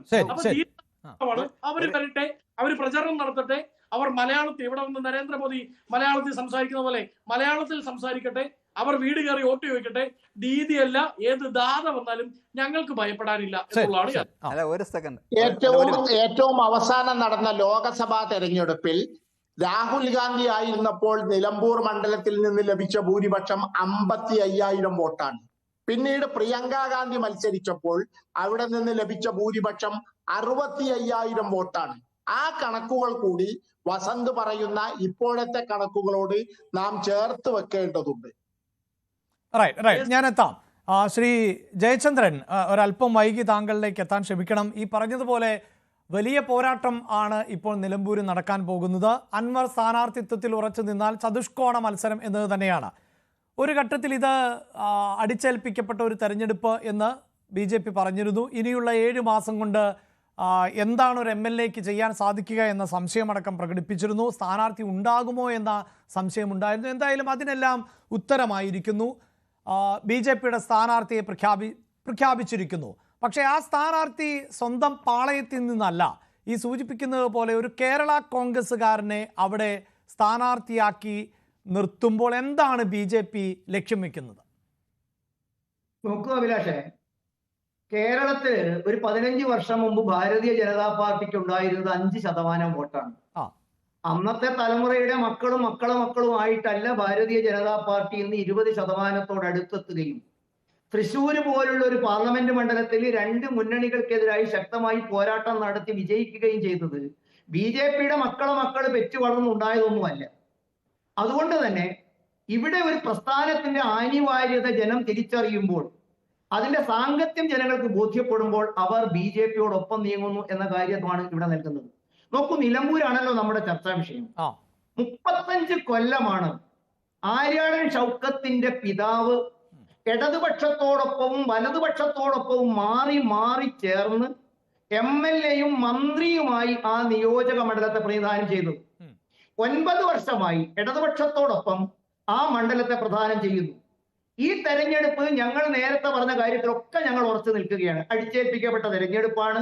കേരളത്തിലെ രാഷ്ട്രീയത്തിൽ ആര് ജയിച്ചാലും വലിയ മാറ്റങ്ങളൊന്നും വരുത്താൻ പോകുന്നില്ല. ആ മണ്ഡലത്തിലെ ഒരു MLAക്ക് വരുന്ന 7 മാസം കൊണ്ട് എന്തെങ്കിലും ചെയ്യാൻ കഴിയുമോ എന്നൊന്നും നമുക്ക് ഉറപ്പുവരുത്താൻ സാധിക്കില്ല. പക്ഷെ ഒരു യാത്ര നമ്മുടെ മുമ്പിൽ എത്തി നിൽക്കുന്നു. എന്നാണ് നിലമ്പൂർ നിയോജക മണ്ഡലത്തിലെ കുടിയേറ്റ മേഖലകളുടെ ജനങ്ങളുടെ മനസ്സിൽ ഉണ്ടായിക്കൊണ്ടിരിക്കുന്ന മാറ്റത്തിന്റെ സൂചനയാണ് ഏറെക്കാലമായ മണ്ഡലത്തിൽ പ്രവർത്തിച്ചുകൊണ്ടിരിക്കുന്ന മോഹൻ ജോർജിന്റെ പ്രവർത്തനത്തിൽ ഉണ്ടായ മാറ്റത്തെ ചൂണ്ടിക്കാണിക്കുന്നത്. നോക്കൂ, ആ മണ്ഡലം ഇന്ന് നേരിടുന്ന വലിയൊരു വികസന പ്രതിസന്ധി ഉണ്ട്. എന്നെ അത്ഭുതപ്പെടുത്തുന്നത് മാധ്യമ പ്രവർത്തകന്മാരെ 2 പ്രതികളോ ചർച്ച ചെയ്യാൻ തയ്യാറാകുന്നില്ല. അടിസ്ഥാന സൗകര്യ വികസന കാര്യത്തിൽ നിലമ്പൂർ ഇടതുപക്ഷവും വലതുപക്ഷവും മാറി ഭരിച്ചിട്ട് എവിടെ നിൽക്കുന്നു? 30,000-ത്തിലധികം വോട്ടുള്ള മലയോര കുടിയേറ്റ കർഷകന്റെ ജീവിതത്തിന്റെ അവസ്ഥ എന്താണ്? ഈ തെരഞ്ഞെടുപ്പ് കാലഘട്ടത്തിൽ അവിടെ ഒരാൾക്ക് നെഞ്ചുവേദന വരാതിരിക്കട്ടെ എന്ന് ഞാൻ പ്രാർത്ഥിക്കുന്നു. അഥവാ അവിടെ ഒരു നെഞ്ചുവേദന വന്നാൽ അഭിലാഷിന് അറിയുമോ, 100 കിലോമീറ്റർ അപ്പുറത്തുള്ള കോഴിക്കോട് മെഡിക്കൽ കോളേജിലോ 60 കിലോമീറ്റർ അപ്പുറത്തുള്ള പെരിന്തൽമണ്ണയിലെ സ്വകാര്യ ആശുപത്രിയിലോ പോയാലേ അവരുടെ ജീവൻ രക്ഷിക്കാൻ സാധിക്കൂ. നഞ്ചൻകോട് പാതയുടെ വിഷയം ഞങ്ങൾ പ്രതീക്ഷ അർപ്പിക്കുന്നു. ഈ മലയോര കർഷകർക്ക് അവർക്ക് കേന്ദ്ര ഗവൺമെന്റ് കിട്ടിയ ആനുകൂല്യങ്ങൾ, കോടാനുകോടി ജനങ്ങൾക്ക് നൽകിയിരുന്ന കിസാൻ സമ്മാൻ പദ്ധതി, ആ കർഷകന്റെ ജീവിതത്തിൽ മാറ്റം വരുത്തിയ കാര്യങ്ങൾ, നഞ്ചൻകോട് പാത ഇടതുപക്ഷവും വലതുപക്ഷവും ചേർന്ന് അട്ടിമറിച്ചെടുത്ത് ആ പാതയ്ക്ക് സംസ്ഥാന സഹായമില്ലാതെ തന്നെ പുനരുജ്ജീവിപ്പിച്ചിരിക്കുന്നത്, അന്തർ സംസ്ഥാനത്തിന്റെ അതിർത്തിയിൽ കിടക്കുന്ന നിലമ്പൂരിൽ അവസാനിപ്പിക്കുന്ന ഗതാഗത സൗകര്യങ്ങളുടെ പുനരുദ്ധാരണം, ഇതൊക്കെയല്ലേ? തീർച്ചയായും അവിടെ ശ്രീ ജയചന്ദ്രൻ ഇവിടെ ഇതാ താങ്കൾ പറയുന്നത് പോലെ 3.5 പതിറ്റാണ്ട് നിലമ്പൂരിൽ ആര്യാടൻ ഭരിച്ചുവെങ്കിൽ കഴിഞ്ഞ 9 വർഷമായി ഇടതുപക്ഷത്തോടൊപ്പമാണെങ്കിൽ അത് സ്വാഭാവികമായും അവിടുത്തെ ജനങ്ങൾ വോട്ട് ചെയ്യുന്നത് കൊണ്ടാണ്. അവിടുത്തെ വികസന വിഷയങ്ങളൊന്നും ഞങ്ങൾ ചാനൽ ചർച്ചകളുടെ അടിസ്ഥാനത്തിലല്ല, അത് നേരിട്ട് അനുഭവിക്കുന്നവരാണ് അവിടെ വോട്ട് ചെയ്യുന്നത്. ഇത്തവണ ഈ കേരള കോൺഗ്രസിൽ നിന്നുള്ള ഒരു സ്ഥാനാർത്ഥിയെ അല്ലെങ്കിൽ ഒരു വ്യക്തിയെ അടർത്തിയെടുക്കുമ്പോൾ BJPയുടെ ലക്ഷ്യങ്ങൾ എന്തൊക്കെയാണ്? അതായത് ക്രൈസ്തവ വോട്ടുകൾ എത്രത്തോളം കൂടുതൽ അനുകൂലമാകുന്നു എന്ന് BJP പഠിക്കാൻ ഉള്ള ഒരു പഠനം ആയി ഇതിനെ മാറ്റിക്കാണുകയാണോ? ഒപ്പം താങ്കൾ ഈ സൂചിപ്പിച്ചതുപോലെ മലയോര കർഷകരുടെ വോട്ട് പിന്തുണ BJPക്ക് വർദ്ധിക്കുമോ? അങ്ങനെയുള്ള ഒരു പരീക്ഷണമാണോ BJP നടത്തുന്നത്? സ്വാഭാവികമായിട്ടും അത് തന്നെയല്ലേ. കാരണം ആ മണ്ഡലത്തിലെ കേവലം ഒരു ക്രൈസ്തവന്റെ പ്രതിനിധിയായിട്ടല്ല അഭിലാഷ ഞങ്ങൾ അദ്ദേഹത്തെ കാണുന്നത്. ആ മണ്ഡലത്തിലെ 30,000-ത്തിലധികം വരുന്ന കുടിയേറ്റ കർഷകന്റെ ജീവിതാനുഭവങ്ങൾ പങ്കിട്ടെടുത്ത ഒരു കർഷക കുടുംബത്തിൽ പറഞ്ഞ ആൾ മാത്രമാണ്. വർഷങ്ങളായി നിലമ്പൂരിന്റെ ഹൃദയസ്പന്ദനം അറിയാവുന്ന രാഷ്ട്രീയ നേതാവാണ്. ആ രാഷ്ട്രീയ നേതാവ് എത്തുമ്പോൾ നോക്കൂ, ഈ തെരഞ്ഞെടുപ്പിൽ ഇപ്പോൾ നമ്മൾ കാണുന്നത് എന്താണ്? ഈ നിലമ്പൂരിൽ തന്നെ 2 മുന്നണികൾക്കകത്തും ഉണ്ടായിരിക്കുന്ന ആശങ്ക, ഒരു പക്ഷേ ആര്യാടൻ മുഹമ്മദിന്റെ മകൻ ആര്യാടൻ ഷൗക്കത്ത് സ്ഥാനാർത്ഥിയായി ലഭിച്ചില്ലായിരുന്നെങ്കിൽ അദ്ദേഹം ഒരു ഇടതുപക്ഷ സ്വതന്ത്രനാകുമായിരുന്നു എന്നുള്ളത് ഒരു കൃത്യമായ പരമാർത്ഥമല്ലേ? ആ ചോദ്യത്തിന്റെ മുമ്പിൽ അദ്ദേഹത്തിന് ഉത്തരം ഇതുവരെ പറഞ്ഞിട്ടില്ല. അതുകൊണ്ട് സമ്മർദ്ദത്തിലാണ് അവിടെ ഈ സ്ഥാനാർത്ഥിയായത്. മറുഭാഗത്തോ ഇടതുപക്ഷ സ്ഥാനാർത്ഥിക്കെതിരെ, ഞാൻ ഇടതുപക്ഷ പ്രതിനിധികൾ ഇല്ലാത്തതുകൊണ്ട് പരസ്യം കുറ്റം കൂടുതൽ പറയുന്നില്ല, അസ്വസ്ഥതകൾ അവർക്കുണ്ട്. എന്തുകൊണ്ടാണ് അൻവർ ഓലപ്പടക്കമാണ്, കടമിക്കടലിൽ ഉപ്പ് കലക്കുന്നതാണെന്ന് പറയുമ്പോൾ ഈ BD സതീശന്റെ മാനസപുത്രനല്ലേ രാഹുൽ മാങ്കൂട്ടം? തലയിൽ മുണ്ടിട്ട് രാഹുൽ മാങ്കൂട്ടം ഒളിച്ചും പാർത്തും പതുങ്ങിയും BD സതീശന്റെ വിശ്വാസമില്ലാതെയും അനുഗ്രഹമില്ലാതെയും പോകുമെന്ന് അരിയാഹാരം കഴിക്കുന്ന ആർക്കെങ്കിലും വിശ്വസിക്കാൻ സാധിക്കുമോ അഭിലാഷേ? അൻവർ ഇത്ര നുള്ളരുതാത്തവനും കഴിവില്ലാത്തവനുമാണെങ്കിൽ എന്തിന് ഇരുട്ടിന്റെ മറവിൽ സതീശന് പ്രകാരമായിട്ട് അദ്ദേഹത്തിന്റെ പ്രതിപുരുഷനായിട്ട് രാഹുൽ പോയപ്പോൾ ഇന്നൊരു കാര്യം കൂടി പറഞ്ഞു, എന്റെ അനിയനാണ് അയാൾ, ഞാൻ അയാളെ വ്യക്തിപരമായി ശകാരിക്കും. പാർട്ടിയുടെ കൊട്ടിയടച്ച വാതിലുണ്ടെന്ന് പറയും ഒരു ഭാഗത്തും, തനിക്ക് പോകാൻ കഴിയാത്തടത്ത് തലയിൽ മുണ്ടിട്ട് അനിയറിനെ പറഞ്ഞേക്കുകയും അത് വിജയിച്ചിരുന്നെങ്കിൽ അദ്ദേഹത്തിന്റെ വിജയമായി പ്രഖ്യാപിക്കുകയും ഇപ്പൊ തള്ളി പറഞ്ഞപ്പോൾ ആ പാവം അതിന്റെ നിൽക്കുകയും അദ്ദേഹത്തിന്റെ നടപടിയോ ഞാൻ സ്വകാര്യമായി ശാസിക്കും. ആ സ്വകാര്യമായിട്ട് മോനെ നീ പോയത് നന്നായി, എനിക്കൊന്നും പറ്റിയില്ലല്ലോ എന്ന് ചോദിക്കാനാണോ എന്ന് എനിക്കറിയില്ല. മാത്രമല്ല ഐക്യജനാധിപത്യ മുന്നണിക്കകത്ത് അടിത്തട്ടിൽ വളരെ വിള്ളൽ വീണിരിക്കുന്നു ഈ തെരഞ്ഞെടുപ്പ്. ഷൗക്കത്തിന്റെ സ്ഥാനാർത്ഥിത്വം വലിയ വെല്ലുവിളി ഉയർത്തിയിരിക്കുന്നു പാർട്ടിക്കകത്ത്. കോൺഗ്രസിനകത്ത് വിഭിന്ന അഭിപ്രായങ്ങൾ ഉണ്ടായിരിക്കുന്നു. ഇപ്പൊ ന്യൂസ് 18 ഉൾപ്പെടെ കേരളത്തിലെ മാധ്യമങ്ങൾ പുറത്തു വിടുന്ന വാർത്തകൾ വിശ്വസിക്കാമെങ്കിൽ മുസ്ലിം ലീഗ് കടുത്ത അതിർത്തി പ്രകടിപ്പിച്ചിരിക്കുന്നു. അങ്ങനെ ഒറ്റൊരാൾക്ക് തീരുമാനമെടുക്കേണ്ടതല്ല എന്ന അഭിപ്രായത്തിൽ ലീഗ് എത്തിയിരിക്കുന്നു. കോൺഗ്രസിനകത്ത് ഇതേ വാദഗതി ഉണ്ടായിരിക്കുന്നു, ഇടതു മുന്നണിക്കകത്തുണ്ടായിരിക്കുന്നു. സ്വാഭാവികമായിട്ടും വികസനാവസ്ഥയും കേന്ദ്ര ഗവൺമെന്റിന്റെ വികസന പ്രവർത്തനങ്ങളും അവിടെ മലയോര കർഷകർക്കുണ്ടായിരിക്കുന്ന ജീവിതത്തിലെ പ്രയാസങ്ങളും അതൊക്കെ പരിഹരിക്കുന്നവർക്ക് വിശ്വാസവും ഇതൊരു സിമ്പലായിട്ട്, ഒരു സാമ്പിൾ ആയിട്ട് ഞങ്ങൾ കാണുകയാണ്. ഞാൻ താങ്കളിലേക്ക് വരാം ശ്രീ റഹ്മത്തുള്ള. അത് വളരെ പ്രധാനപ്പെട്ട ഒന്നാണല്ലോ. അതായത് ഇപ്പോഴും ഞാൻ തുടക്കത്തിലും സൂചിപ്പിച്ചു, അതായത് കോൺഗ്രസിന്റെ മുതിർന്ന നേതാക്കൾക്കിടയിൽ പോലും അഭിപ്രായ ഭിന്നതകളുണ്ട്, അതൃപ്തിയുണ്ട് എന്നാണ് മനസ്സിലാക്കുന്നത്. ഇതൊരു പൊളിറ്റിക്കൽ ഫൈറ്റ് ആണ് എന്ന് വസന്ത് നേരത്തെ പറഞ്ഞു. തീർച്ചയായും ഇതൊരു വളരെ പ്രധാനപ്പെട്ട തെരഞ്ഞെടുപ്പ് കോൺഗ്രസിനെ സംബന്ധിച്ചിടത്തോളം. അവർ കഴിഞ്ഞ 10 വർഷമായി പ്രതിപക്ഷത്തിരിക്കുന്ന ഒരു സാഹചര്യം ഉണ്ടാകുന്നു. 3ാം തവണയും അധികാരം എന്ന നിലയിലേക്ക് കോൺഗ്രസ് തന്നെ, ക്ഷമിക്കണം, പിണറായി വിജയൻ നേതൃത്വം നൽകുന്ന ഒരു സർക്കാരുണ്ടാകും. അവിടെ മുന്നണി സംവിധാനങ്ങൾ പോലും മാറി മറിഞ്ഞേക്കാം. പലപ്പോഴായി നമ്മൾ ചർച്ച ചെയ്തതാണ് ലീഗിനെ പോലൊരു പാർട്ടിക്കൊക്കെ എത്രത്തോളം പ്രതിപക്ഷത്ത് ഇരിക്കാൻ സാധിക്കും, എത്ര നാൾ ഇരിക്കാൻ സാധിക്കുമെന്ന്.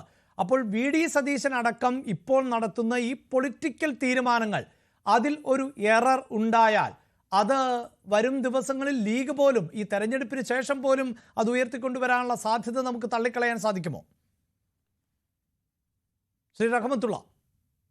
ഇല്ല, സുധാകരൻ KPCC പ്രസിഡന്റ് സ്ഥാനത്ത് നിന്ന് മാറിയതാണ് ഇപ്പോഴുള്ള എല്ലാ പ്രതിസന്ധികളുടെയും ആണിക്കല്ലായിട്ട് ഞാൻ കാണുന്നത്. സുധാകരൻ KPCC പ്രസിഡന്റ് ആയിട്ടുണ്ടായിരുന്നുവെങ്കിൽ VD സതീശനെ തന്നിഷ്ടം കാണിക്കാനോ മുന്നണിയെ ഈ രൂപത്തിൽ പ്രതിസന്ധിയിലാക്കാനോ സാധിക്കുമായിരുന്നില്ല.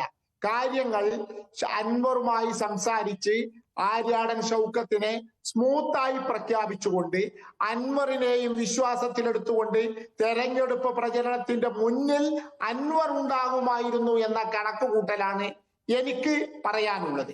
അത് തന്നെ സംഭവിക്കുമായിരുന്നു. ഇപ്പോഴുള്ള എല്ലാ വിവാദങ്ങളും ഉണ്ടാകാത്ത രൂപത്തിൽ പ്രശ്നങ്ങളെ കൈകാര്യം ചെയ്യാൻ കെ സുധാകരന് സാധിക്കുമായിരുന്നു. സുധാകരൻ പ്രസിഡന്റ് സ്ഥാനത്ത് നിന്ന് മാറിയതോടെയാണ് ഈ വിഷയങ്ങളൊക്കെ ഉണ്ടാകുന്നത് എന്നതാണ് സത്യം. മാത്രമല്ല, ഇപ്പോഴും ആരൊക്കെ എന്തൊക്കെ കണക്കുകൾ കൂട്ടലുകൾ കൂട്ടുമ്പോഴും എനിക്ക് മനസ്സിലാകുന്നത് നാളെയോടെ കൂടി തന്നെ PV അൻവറിനെ അനുനയിപ്പിച്ച് UDF ഒപ്പം കൂട്ടുകയും ഷൗക്കത്തിന് വേണ്ടി അദ്ദേഹം ശക്തനായി തന്നെ രംഗത്ത് വരാനുള്ള സാധ്യത അവസാന നിമിഷം വരെ ഞാൻ അല്ല, അങ്ങനെ ഒരു മാറ്റം ഉണ്ടാകുമെങ്കിൽ അത് VD സതീശന് മേൽ കൂടുതൽ സമ്മർദ്ദത്തിലേക്ക് വന്നാൽ മാത്രമല്ല ഇനി കോൺഗ്രസിനകത്തും ലീഗിനകത്തും ഒരു സമ്മർദ്ദം ഉണ്ടായാലല്ലേ ആ സാധ്യതയുള്ളൂ. ശ്രീ റഹ്മത്തുള്ള, അവസാന നിമിഷം AICCയിലെ രണ്ടാമൻ, കോൺഗ്രസിലെ രണ്ടാമൻ KC വേണുഗോപാൽ ഇടപെടും എന്ന് തന്നെയാണ് എനിക്ക് തോന്നുന്നത്. കാരണം KC വേണുഗോപാൽ കേരളത്തിൽ വന്ന് ആദ്യമായി കരിപ്പൂരിൽ മാധ്യമ പ്രവർത്തകരെ കണ്ടപ്പോൾ പറഞ്ഞത് എന്താണ്? അൻവറിനെ മാറ്റി നിർത്തേണ്ടതില്ല, അൻവർ UDFന്റെ ഒപ്പം നിൽക്കേണ്ട ആളാണ് എന്ന്. AICC ജനറൽ സെക്രട്ടറിക്ക് ബോധ്യപ്പെട്ട ഈ കാര്യം കേരളത്തിലെ കോൺഗ്രസ് നേതാക്കളെ പക്ഷെ അപ്പോഴും റഹ്മത്തുള്ള ഇനിയിപ്പോൾ ഈ അൻവർ ഈ പറഞ്ഞതെല്ലാം തിരുത്തണമെന്നാണല്ലോ വസന്തടക്കം പറയുന്നത്. അങ്ങനെയൊക്കെ തിരുത്തി പോകുമെങ്കിൽ അതിന് നേരത്തെ തയ്യാറായാൽ പോരെ? ഈ അൻവറിനെ താൻ പറഞ്ഞത് തിരുത്തുന്നതിനോ തനിക്ക് താൻ നേരത്തെ വിശ്വസിച്ച കാര്യങ്ങൾ തെറ്റെന്ന് ബോധ്യപ്പെട്ടാൽ തിരുത്തുന്നതിനോ ഒരു മടിയുമില്ല എന്ന് നിങ്ങൾ മനസ്സിലാക്കണം. പിന്നെ വസന്തിനെ പോലുള്ളവർ പറയുന്നത് കോൺഗ്രസിൽ നിന്ന് വോട്ട് കിട്ടില്ല എന്നാണ്. അദ്ദേഹം യൂത്ത് കോൺഗ്രസിന്റെ മലപ്പുറം ജില്ലാ വൈസ് പ്രസിഡന്റ് ആയിരുന്നു. മമ്പാട് കോളേജിലെ KSUവിന്റെ ചെയർമാൻ ആയിരുന്നു. കോൺഗ്രസ് പ്രവർത്തകരോടൊപ്പം തന്നെയാണ് ജീവിതത്തിന്റെ നല്ല യുവത്വകാലം മുഴുവൻ അൻവർ ചിലവഴിച്ചിട്ടുള്ളത് എന്നതുകൂടി ഇതിനോട് ചേർത്ത് വായിക്കണം. മാത്രമല്ല, അദ്ദേഹത്തിന് ബന്ധമില്ലാത്ത ഒരു കോൺഗ്രസ് യൂണിറ്റ് പ്രസിഡന്റും നിലമ്പൂർ മണ്ഡലത്തിലില്ല. ഞാൻ താങ്കളിലേക്ക് വരാം. ശ്രീ വസന്ത്, എന്തെല്ലാം പ്രതിസന്ധികളാണ് ഇപ്പോൾ ഉണ്ടായിട്ടുള്ളത് എന്ന് താങ്കൾ തന്നെയൊന്ന് ആലോചിച്ച് നോക്കൂ. താങ്കളുടെ യുവ നേതാവ് രാഹുൽ മാങ്കൂട്ടത്തിൽ കാണാൻ പോകുന്നു. അതിനുശേഷം സതീശന്റെ മറുപടി എന്താണ്? എനിക്ക് അനുജനാണ് രാഹുൽ മാങ്കൂട്ടത്തിൽ എന്നാണ്. അങ്ങനെ ഒരു അനിയൻ ചേട്ടൻ അറിയാതെ ഇങ്ങനെ പോയി എന്ന് പറഞ്ഞാൽ അത് കോൺഗ്രസിലുള്ളവർക്ക് എത്രത്തോളം വിശ്വസിക്കാൻ പറ്റും? യൂത്ത് കോൺഗ്രസിലെ വലിയൊരു വിഭാഗം ആളുകൾക്ക് ഇത് വലിയ അതൃപ്തിയല്ലേ സൃഷ്ടിച്ചിട്ടുള്ളത്? അതായത് പൂർണ്ണമായും ഇങ്ങനെ തള്ളിപ്പറയുന്നു. ഇത് ആർക്ക് വേണ്ടിയായിരുന്നു രാഹുലിൻ്റെ ഓപ്പറേഷൻ? സ്വന്തം ഇഷ്ടപ്രകാരമാണ് രാഹുൽ പോയത് എന്നൊന്നും പറഞ്ഞാൽ അവിടെ വിശ്വസിക്കാൻ പറ്റില്ല. അപ്പോൾ ഇതൊരു തരം നേതാക്കളുടെ ഈഗോയ്ക്ക് ഒരു മണ്ഡലം കളഞ്ഞു കുളിക്കുകയും ആ മണ്ഡലത്തിലൂടെ വരാൻ പോകുന്ന തെരഞ്ഞെടുപ്പിനെ പോലും ബാധിക്കുന്ന തരത്തിലേക്ക് രാഷ്ട്രീയ സാഹചര്യത്തെ എത്തിച്ചു വെച്ചിരിക്കുന്നു. ഒരു സ്ഥാനാർത്ഥിയെ പ്രഖ്യാപിച്ച് ദിവസങ്ങൾ പിന്നിടുമ്പോഴും ഈ അൻവർ എന്ന വിഷയത്തിൽ കേന്ദ്രീകരിച്ചുകൊണ്ട് മുന്നോട്ട് പോവുക എന്നതിനപ്പുറത്തേക്ക് പോകാൻ പറ്റാത്തൊരു സാഹചര്യം സൃഷ്ടിക്കുന്നു. ഇതൊക്കെ കോൺഗ്രസിൽ വലിയ അതൃപ്തി ഉണ്ടാക്കുന്നില്ലേ അണികൾക്കിടയിലും പ്രവർത്തകർക്കിടയിലും? അല്ല, അതിന് ഉത്തരം പറയാം. അതിന് മുമ്പ് ശ്രീ റഹ്മത്തുള്ളയുടെ ഒരു കാര്യത്തിന് ഉത്തരം പറയണം. അദ്ദേഹം പറഞ്ഞത് അൻവർ യൂത്ത് കോൺഗ്രസിന്റെ നേതാവായിരുന്നു, KSUവിന്റെ നേതാവായിരുന്നു, 4-ാം ഗ്രൂപ്പിന്റെ നേതാവായിരുന്നു. അവിടെയുള്ള ഏതാണ്ട് എല്ലാ യൂണിറ്റ് പ്രസിഡന്റുമാരെയും കോൺഗ്രസുമായി ബന്ധപ്പെട്ട എല്ലാവരെയും അൻവറിന് അറിയാം. ശ്രീ റഹ്മത്തുള്ള ഈ തെരഞ്ഞെടുപ്പ് പ്രഖ്യാപിച്ചതിന് ശേഷമല്ലല്ലോ അൻവർ ഒരു ടൈം ട്രാവലർ എടുത്ത് പുറകോട്ട് പോയി യൂത്ത് കോൺഗ്രസിന്റെ പ്രസിഡന്റോ അല്ലെങ്കിൽ യൂത്ത് കോൺഗ്രസ് നേതാവുമായി വന്നത്. അദ്ദേഹം കഴിഞ്ഞ 2 തവണ അവിടെ മത്സരിക്കുമ്പോഴും ഇത് തന്നെയാണ് അവസ്ഥ. കഴിഞ്ഞ 2 തവണ മത്സരിക്കുമ്പോഴും അദ്ദേഹം യൂത്ത് കോൺഗ്രസ് ആണ്, അദ്ദേഹം KSU ആണ്, അദ്ദേഹം അവിടുത്തെ കോൺഗ്രസ് നേതാക്കളിൽ എല്ലാവരുമായി ബന്ധമുള്ള എല്ലാവരെയും അറിയാവുന്ന ആളാണ്. പക്ഷെ എന്നിട്ടും 2016 2021 അദ്ദേഹത്തിന്റെ ഭൂരിപക്ഷം കൂപ്പുകുത്തുകയാണ് ഉണ്ടായത്. പക്ഷെ ആ സമയത്ത് അദ്ദേഹം ഒരു പാർട്ടി ലെവലിലല്ലേ വസന്ത് മത്സരിക്കുന്നത്? ഏത് പാർട്ടി? ഈ അതിഥി തൊഴിലാളികളെല്ലാവരും കൂടെ ബംഗാളികളെല്ലാം വന്ന് വോട്ട് ചെയ്യുന്നതാണ് അങ്ങ് പറയുന്നത്. ബംഗാളിലെ പാർട്ടി കണ്ടാൽ ബംഗാളികൾ വോട്ട് ചെയ്യണമെങ്കിൽ ബംഗാളികൾക്ക് വോട്ട് വേണ്ട ഇവിടെ? ബംഗാളികളായിട്ടുള്ള ആൾക്കാർ, ഞാൻ ബംഗാളി എന്ന് പറഞ്ഞ് നാളെ പൊളിറ്റിക്കൽ ഇൻകറക്റ്റുമായി വരരുത്. ബംഗാളി എന്ന് ഞാൻ ഉദ്ദേശിച്ചത് ബംഗാൾ സംസ്ഥാനത്തുള്ളവർ. ബംഗാളിൽ നിന്നൊരു പാർട്ടി വന്നു. ഇത്രയും കാലം ബംഗാളിൽ നിന്ന് ജോലിക്കാരായിരുന്നു വരുന്നത്. ഇപ്പൊ ബംഗാളിൽ നിന്ന് പാർട്ടിയും വരാൻ തുടങ്ങി. ആ പാർട്ടിയെ കണ്ട് നാളെ വോട്ട് ചെയ്യും എന്നൊക്കെ പറഞ്ഞാൽ എന്റെ ശ്രീ അഭിലാഷ്, എനിക്കത് തോന്നുന്നില്ല.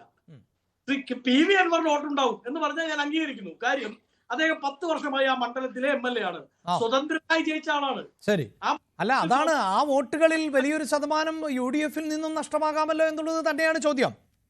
തീർച്ചയായും ഒരു വലിയ മാർജിനിൽ UDF വോട്ടുകളൊന്നും അൻവറിലേക്ക് പോകില്ല. അൻവറിന്റെ വ്യക്തിബന്ധങ്ങളിലൂടെ അദ്ദേഹത്തിന് UDF-ലെ കുറച്ച് വോട്ടുകൾ കിട്ടിയേക്കാം, കുറച്ച്.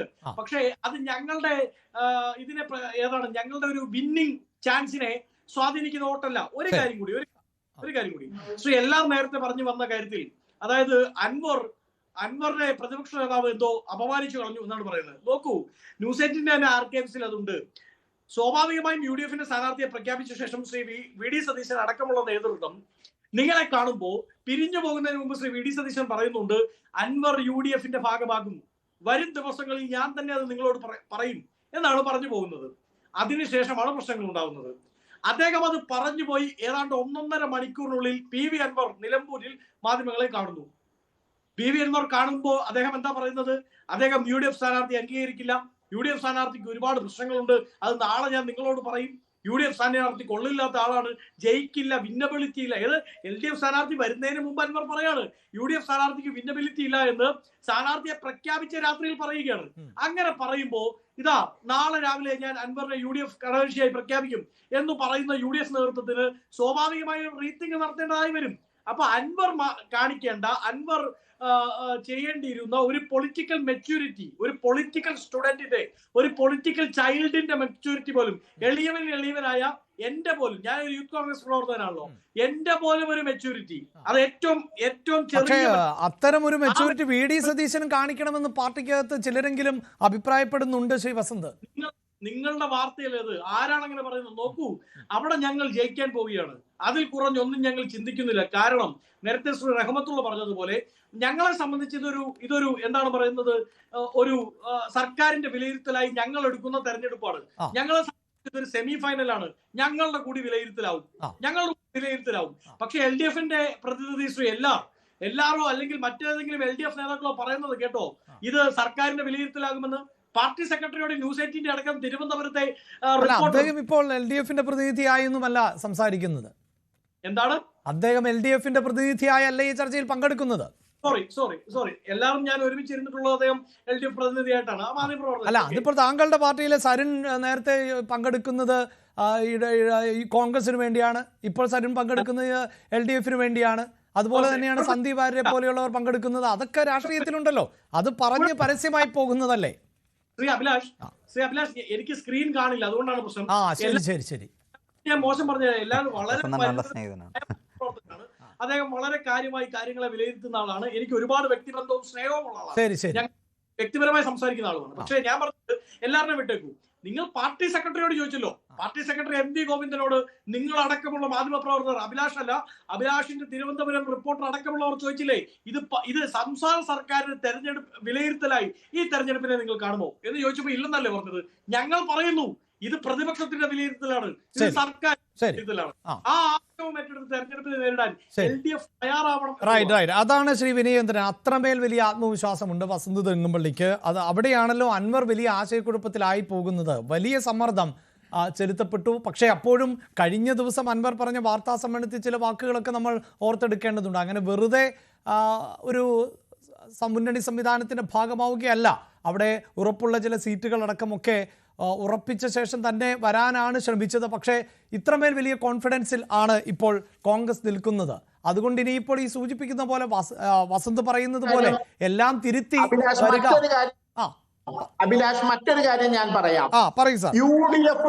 UDF കുറച്ചുകൂടി സാധാരണ രീതിയിൽ നിൽക്കേണ്ടിയിരുന്നു. കാരണം നെയ്യാറ്റിൻകരയിൽ D. ശെൽവരാജ് രാജിവെച്ച് CPM-ൽ നിന്ന് ഉമ്മൻചാണ്ടി ഭരണകാലത്ത് രാജിവെച്ച് കോൺഗ്രസിൽ ചേർന്നപ്പോൾ വരുന്ന തെരഞ്ഞെടുപ്പിൽ അദ്ദേഹത്തെ തന്നെയാണ് കോൺഗ്രസ് സ്ഥാനാർത്ഥിയാക്കി അവിടെ നിർത്തി വിജയിപ്പിച്ചത്. അതുപോലെ നിലമ്പൂരിൽ ഒരു ഉപതെരഞ്ഞെടുപ്പ് വരുമ്പോൾ അൻവർ സ്വാഭാവികമായും കോൺഗ്രസിനോടും UDF-നോടും സഹകരിക്കാൻ തയ്യാറായപ്പോൾ അതുപോലെ അൻവറിനെ സ്ഥാനാർത്ഥിയാക്കാൻ കോൺഗ്രസ് തീരുമാനിക്കേണ്ടിയിരുന്നു. ഇതിനൊരു ഉദാഹരണം കണ്ണൂരിൽ നമുക്ക് നേരത്തെയുണ്ട്.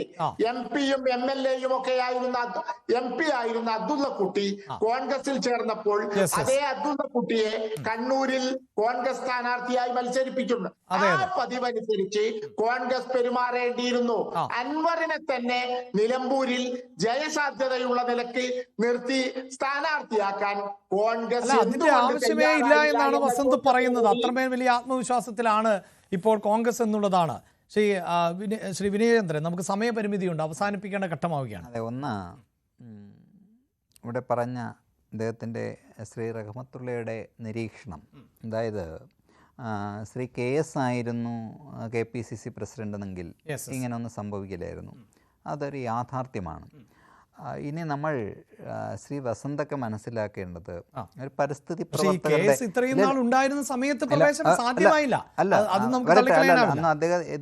ഇദ്ദേഹത്തിന്റെ കയ്യിലായിരുന്നല്ലോ ഏൽപ്പിച്ചിരുന്നത്. അവിടെയായിരുന്നു ഉപതെരഞ്ഞെടുപ്പ് നടക്കുമ്പോൾ നമ്മളെ ഒരുപാട് കാര്യങ്ങൾ ഇതിനോടൊപ്പം കൂട്ടി വായിക്കേണ്ടതായിട്ടുണ്ട്. അപ്പോൾ ഒന്ന്, ശ്രീ വസന്ത് പറഞ്ഞത് ഒരു ഭരണവിരുദ്ധ വികാരം.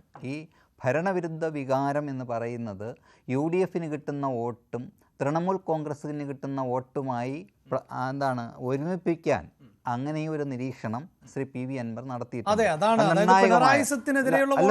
നിർണായകമായ അദ്ദേഹം അവിടെയും തള്ളിക്കളയുന്നില്ല. ഇനി പക്ഷേ അതിൽ നിന്നൊരു കാര്യം വ്യക്തമാണ്, അപ്പോൾ വിജയിക്കാൻ പോകുന്നത് സ്വരാജാണ് എന്നാണ് പറഞ്ഞു വെക്കുന്നത്. ഇല്ലല്ല, ഒരിക്കലുമല്ല. അങ്ങനെയാണല്ലോ പിണറായിസത്തിനെതിരായ വോട്ട് എന്നത് തനിക്ക് ലഭിക്കുന്ന വോട്ട്, അൻവറിന് ലഭിക്കുന്ന വോട്ട് പ്ലസ് വളരെ കൃത്യമായി മോഹൻ ജോർജിന് ലഭിക്കുന്ന വോട്ട്, അതോടൊപ്പം തന്നെ ഷൗക്കത്തിന്, ഇങ്ങനെയാണ് അദ്ദേഹം പറഞ്ഞത്. അതിനർത്ഥം എന്താണ്? വോട്ട് ധ്രുവീകരണം ഉണ്ടാകും, വോട്ട് ധ്രുവീകരിച്ച് പോകും എന്നുള്ളതിന് സംശയമില്ല.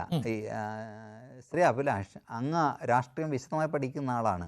അപ്പോൾ ഈ കുഞ്ഞാലിയുടെ മണ്ണിൽ നിന്ന് സുരാജിലേക്ക് എത്തുന്നു,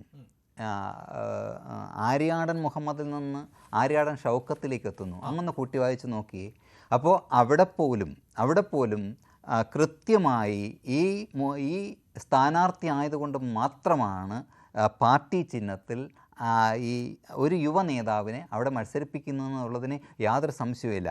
ഇനി ഇവിടെ എൻ്റെ കയ്യിൽ തേങ്ങ ഇരിക്കുന്നു, ഇത് ആരെങ്കിലും വാങ്ങിച്ചൊന്ന് ഉടയ്ക്കൂ എന്നായിരുന്നു VDSനോട് പറഞ്ഞത്.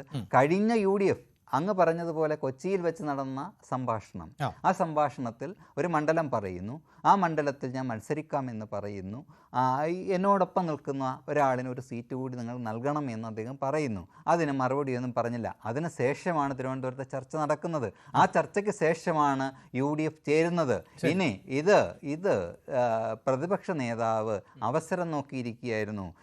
ഈ ഇലക്ഷൻ പ്രഖ്യാപിക്കുന്ന സമയത്ത് ഇതൊരു വിവാദത്തിലേക്ക് കൊണ്ടെത്തിക്കുക എന്നുള്ളത് അദ്ദേഹം മനഃപൂർവ്വമല്ല എങ്കിലും അദ്ദേഹം ആഗ്രഹിച്ചു. കാര്യം എന്താണെന്നറിയോ? അപ്പോൾ മുസ്ലിം ലീഗ് അടക്കമുള്ളവർ നിശബ്ദരാകും എന്ന് അദ്ദേഹം വിചാരിച്ചു എങ്കിൽ അവിടെയാണ് ഇന്നു മുതൽ പിഴയ്ക്കാൻ പോകുന്നത്. അതിന് മുന്നോടിയായി, അതുകൊണ്ടാണ് ഞാൻ പറഞ്ഞത്, നിലമ്പൂരിൻ്റെ തിരഞ്ഞെടുപ്പ് യോഗത്തിന് ശേഷം വന്നപ്പോൾ എന്തുകൊണ്ട് ഘടകകക്ഷികൾ, അങ്ങനെ എടുത്ത് നോക്കൂ, ആ വീഡിയോ എടുത്ത് നോക്കൂ, ഘടകകക്ഷികളിൽ വിളിക്കുന്ന ഒരാളുണ്ട്, അദ്ദേഹത്തിൻ്റെ പെറ്റായി നിൽക്കുന്ന ഒരാൾ മാത്രം വിളിക്കുന്നു. അവിടെ ഘടകകക്ഷികളായ ഈ മുസ്ലിം ലീഗിൻ്റെ നിലമ്പൂർ പോലെ ഒരു മണ്ഡലത്തിൽ മുസ്ലിം ലീഗിൻ്റെ സ്റ്റേറ്റ് സെക്രട്ടറി പോലും നുഴഞ്ഞു കയറി വരും പോലെയാണ് വരുന്നത് എന്നുള്ളത് ഞാൻ അന്ന് മുതൽ ശ്രദ്ധിക്കുന്ന കാര്യമാണ്. ശ്രീ അഭിലാഷിനോട് ഞാൻ സൂചിപ്പിച്ചത്. അതുകൊണ്ട് ഇവർ ഒന്നാണ് എന്ന് ഈ നിലമ്പൂർ ഇലക്ഷൻ കഴിഞ്ഞാലുണ്ടാകാൻ പോകുന്ന പൊട്ടിത്തെറി വളരെ വലുതായിരിക്കും. അതുകൊണ്ടാണ് പറഞ്ഞത് UDF വില നൽകേണ്ടി വരും. കാര്യം എന്താണ്? തുടർന്ന് വരാൻ പോകുന്ന തദ്ദേശ സ്വയംഭരണ സ്ഥാപനങ്ങളിലേക്കുള്ള തിരഞ്ഞെടുപ്പും നിയമസഭാ തിരഞ്ഞെടുപ്പുമാണ്. നിലമ്പൂർ ഇലക്ഷന് ശേഷം ഒരു പൊട്ടിത്തെറി ഉണ്ടായാൽ അത് മൊത്തത്തിൽ ബാധിക്കും എന്നുള്ളത് UDF ഭയപ്പെടുന്നു. UDFിലെ കുഞ്ഞാലിക്കുട്ടി സാഹിബൊക്കെ ആരോടൊപ്പമാണ് ചേർന്ന് പ്രവർത്തിച്ചത് എന്നങ്ങ് മറക്കരുത്. ഉമ്മൻചാണ്ടി സാറിനോടും മാണി സാറിനോടും ഒപ്പം ചേർന്ന് നിന്ന ആളാണ് അദ്ദേഹം. ഇപ്പൊ എവിടെയാണ് വാർത്താ സമ്മേളനത്തിലൊക്കെ കാണുന്നതെന്നേ ഒരുമിച്ച്.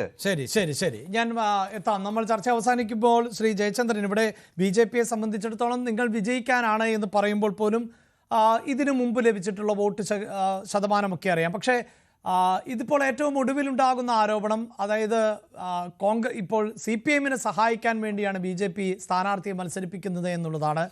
ഒപ്പം ഈ സ്ഥാനാർത്ഥിയുടെ രാഷ്ട്രീയം എന്തായിരുന്നു എന്നത് സംബന്ധിച്ചും ഇപ്പോൾ വിവാദം കൊഴുക്കുന്നുണ്ടല്ലോ. യഥാർത്ഥത്തിൽ ഇദ്ദേഹം കേരള കോൺഗ്രസ് ജോസഫ് വിഭാഗമായിരുന്നോ? അദ്ദേഹം ഇടയ്ക്ക് പറയുന്നുണ്ട് ഞാൻ കേരള കോൺഗ്രസ് B ആയിരുന്നു എന്ന് പറയുന്നുണ്ട്. ശരിക്കും ഏത് കോൺഗ്രസിൽ നിന്നാണ് ഈ സ്ഥാനാർത്ഥിയെ കണ്ടെത്തിയത് എന്ന് വ്യക്തമാക്കാമോ ശ്രീ ജയചന്ദ്രൻ? നോക്കൂ അഭിലാഷ്, അതിനേക്കാളും നമ്മുടെ മാധ്യമ പ്രവർത്തകന്മാരും തെരഞ്ഞെടുപ്പ് നിരീക്ഷകന്മാരും ചിന്തിക്കേണ്ടത് നിലമ്പൂര് പോലുള്ള ഒരു മണ്ഡലത്തിന്റെ മനസ്സിലുണ്ടായ മാറ്റത്തെ കുറിച്ചല്ലേ നമ്മൾ അല്ല, ചിന്തിക്കുന്നത്? ഞാൻ എന്താണെന്നറിയാം, ഈ ജയചന്ദ്രൻ സാറ് ഇടയ്ക്ക് സൂചിപ്പിച്ചു, അതായത് ഈ അൻവറിനോട് ഇത്രയും വലിയ കലിപ്പാണ്, അങ്ങനെയെങ്കിൽ ഒപ്പം നിൽക്കുന്ന ജോസഫ് സാറിന്റെ പാർട്ടിയിൽപ്പെട്ട ഒരാൾ അപ്പുറത്ത് സ്ഥാനാർത്ഥിയായിട്ട് എന്തേ കോൺഗ്രസിന് ഇത്രയും ചോരത്തിളപ്പില്ലാത്തത് എന്ന്, അതുകൊണ്ടാണ് ചോദിച്ചത്. അല്ല, അത് കോൺഗ്രസ് പറയുന്ന മറുപടിയാണ് അഭിലാഷേ. മാത്രമല്ല, നോക്കൂ നിങ്ങൾ, അല്ല, ഒരു പാർട്ടിയിൽ നിന്ന് ഒരാളെ അടർത്തിയെടുക്കാൻ സാധിച്ചാൽ അത് BJPയുടെ നേട്ടമാണല്ലോ. അതുകൊണ്ട് ഞാൻ ചോദിച്ചെന്നേ ഉള്ളൂ, ഏത് പാർട്ടിക്കാരനാണ് എന്നുള്ളത്. ഞാൻ തുടക്കത്തിൽ അതിന് പരോക്ഷമായിട്ടാണ് അഭിലാഷെ പറഞ്ഞത്. 3.5% വോട്ടിൽ നിന്ന് ഞങ്ങളുടെ മക്കള് പെറ്റു വളർന്നല്ല BJP ഇന്നത്തെ അവസ്ഥയിലേക്ക് എത്തിയത്. മറ്റ് രാഷ്ട്രീയ പാർട്ടിയിലേക്ക് വഴിതെറ്റിപ്പോയവരും തെറ്റിദ്ധരിച്ചു പോയവരുമാകുന്ന വലിയൊരു ജനസഞ്ചയം BJPയിലേക്ക് ഒഴുകുന്നു. അസ്വാഭാവികമാണ് എന്ന് നമുക്ക് ചിന്തിക്കാം.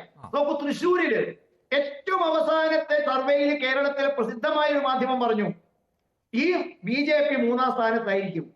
ഇന്നിപ്പോ നമ്മൾ കാണുന്ന എന്താണ്? രണ്ട് മുന്നണികൾക്കിടയിലും ആശയക്കുഴപ്പത്തിന്റെ പറുദീസയാണ്. ഈസി വാക്കോർ പ്രതീക്ഷിച്ച കോൺഗ്രസ് ആജന്മശത്രുവായി പ്രഖ്യാപിച്ച അൻവറിന്റെ വീട്ടിലേക്ക് ദൂതനെ വിട്ടത് എന്തിന് എന്ന ചോദ്യത്തിന് ഉത്തരം പറയാൻ കഴിയുന്നില്ല. അവർക്കിടയിൽ അസ്വസ്ഥയെ കുറിച്ച് പറയാൻ സാധിക്കുന്നില്ല. UDF LDF സ്ഥാനാർത്ഥിക്കകത്തുണ്ടാകുന്ന അസ്വസ്ഥതകളും വളരെ വലുതാണ്. ഈ സ്ഥാനാർത്ഥിയും ഒരുപക്ഷെ സീറ്റ് കിട്ടിയില്ലായിരുന്നെങ്കിൽ ഇടതുപക്ഷത്തിന്റെ കൂടെ പോകുമായിരുന്നു എന്ന കാര്യത്തിൽ അദ്ദേഹം ഉത്തരം പറയുന്നില്ല. എന്ന് പറഞ്ഞാൽ ആയാറാം ഗയാറാം രാഷ്ട്രീയത്തിലേക്ക് നിലമ്പൂർ വീണ്ടും പോകുമോ? ഇല്ല. മറിച്ച് അവരുടെ ജീവിത പ്രശ്നങ്ങൾ BJP ഉയർത്തും. അത് കൃത്യമായിട്ട് വിജയിക്കാൻ തന്നെയാണ്. 30,000-ത്തിലധികമുള്ള കുടിയേറ്റ കർഷകർ, അസ്വസ്ഥമായ മുന്നണിക്കകത്ത് ഇക്കാലത്ത് വികസനത്തിൽ ദാഹിക്കുന്നവർ, മോദി ഗവൺമെന്റിന്റെ വികസന രാഷ്ട്രീയം, വരും തെരഞ്ഞെടുപ്പുകളിൽ കേരളം തൃശ്ശൂർ പോലെ മാറ്റങ്ങൾക്ക് തുടക്കം കുറിക്കാമോ തെരഞ്ഞെടുപ്പായിരിക്കും ഇത്. റൈറ്റ്. ശ്രീ റഹ്മത്തുള്ള, അവസാനിപ്പിക്കുമ്പോൾ യെസ് ഓർ നോ എന്ന മട്ടിൽ താങ്കൾക്കൊരു ഉത്തരം പറയാൻ സാധിക്കുമോ? ഈ സ്ഥാനാർത്ഥി മോഹൻ ജോർജ് എന്ന സ്ഥാനാർത്ഥി BJPയിലേക്ക് എത്തുമ്പോൾ അവിടെ BJPയുടെ വോട്ട് വിഹിതം കൂടുമോ കുറയുമോ? കുറയാനാണ് സാധ്യത. ഇത്രയും കാലം മലങ്കര സുറിയാനി സഭയിൽപ്പെട്ട ആളുകളെ തന്നെയാണ് അവിടെ ഏത് CPM ആണെങ്കിലും മത്സരിപ്പിച്ചുള്ളൂ. ഇത്തവണ മോഹൻ ജോർജ് സ്ഥാനാർത്ഥിയായിട്ടുള്ളത് CPM-ന്റെ കൂടി ആശീർവാദത്തോടു കൂടിയാണ് എന്ന വാർത്തകൾ വന്നുകൊണ്ടിരിക്കുകയാണ്. 2 മാസം മുമ്പ് നടന്ന ഇടതുപക്ഷത്തിന്റെ ഈ ജോസഫ് ഗ്രൂപ്പിന്റെ കേരള കോൺഗ്രസിന്റെ പരിപാടിയിൽ സംസ്ഥാന നേതാക്കളോടൊപ്പം മോഹൻ ജോർജ് പങ്കെടുത്തതായിട്ട് നമ്മൾ കാണുന്നുണ്ട്. അതുകൊണ്ട് ഇത്തവണ വോട്ട് BJPക്ക് കുറയാനുള്ള സാധ്യതയാണ് ഞാൻ കാണുന്നത്. എന്തായാലും നമ്മൾ അവസാനിപ്പിക്കുന്നു. അത് നമുക്ക് മറ്റൊരു ഘട്ടത്തിൽ പൂർണ്ണമായും ഡിബേറ്റ് ചെയ്യാം. ഇപ്പോൾ വളരെ പ്രധാനപ്പെട്ടത് അൻവറിൽ കേന്ദ്രീകരിച്ച് നിൽക്കുന്നത് ആയതുകൊണ്ടാണ് ഞങ്ങൾ എന്തായാലും ഓൺലൈൻ വഴി വളരെ ഓപ്പണായ ഒരു ചോദ്യമാണ് ചോദിച്ചത്. അൻവർ മത്സരിച്ചാൽ ഷൗക്കത്ത് തോൽക്കുമോ എന്നുള്ളതായിരുന്നു.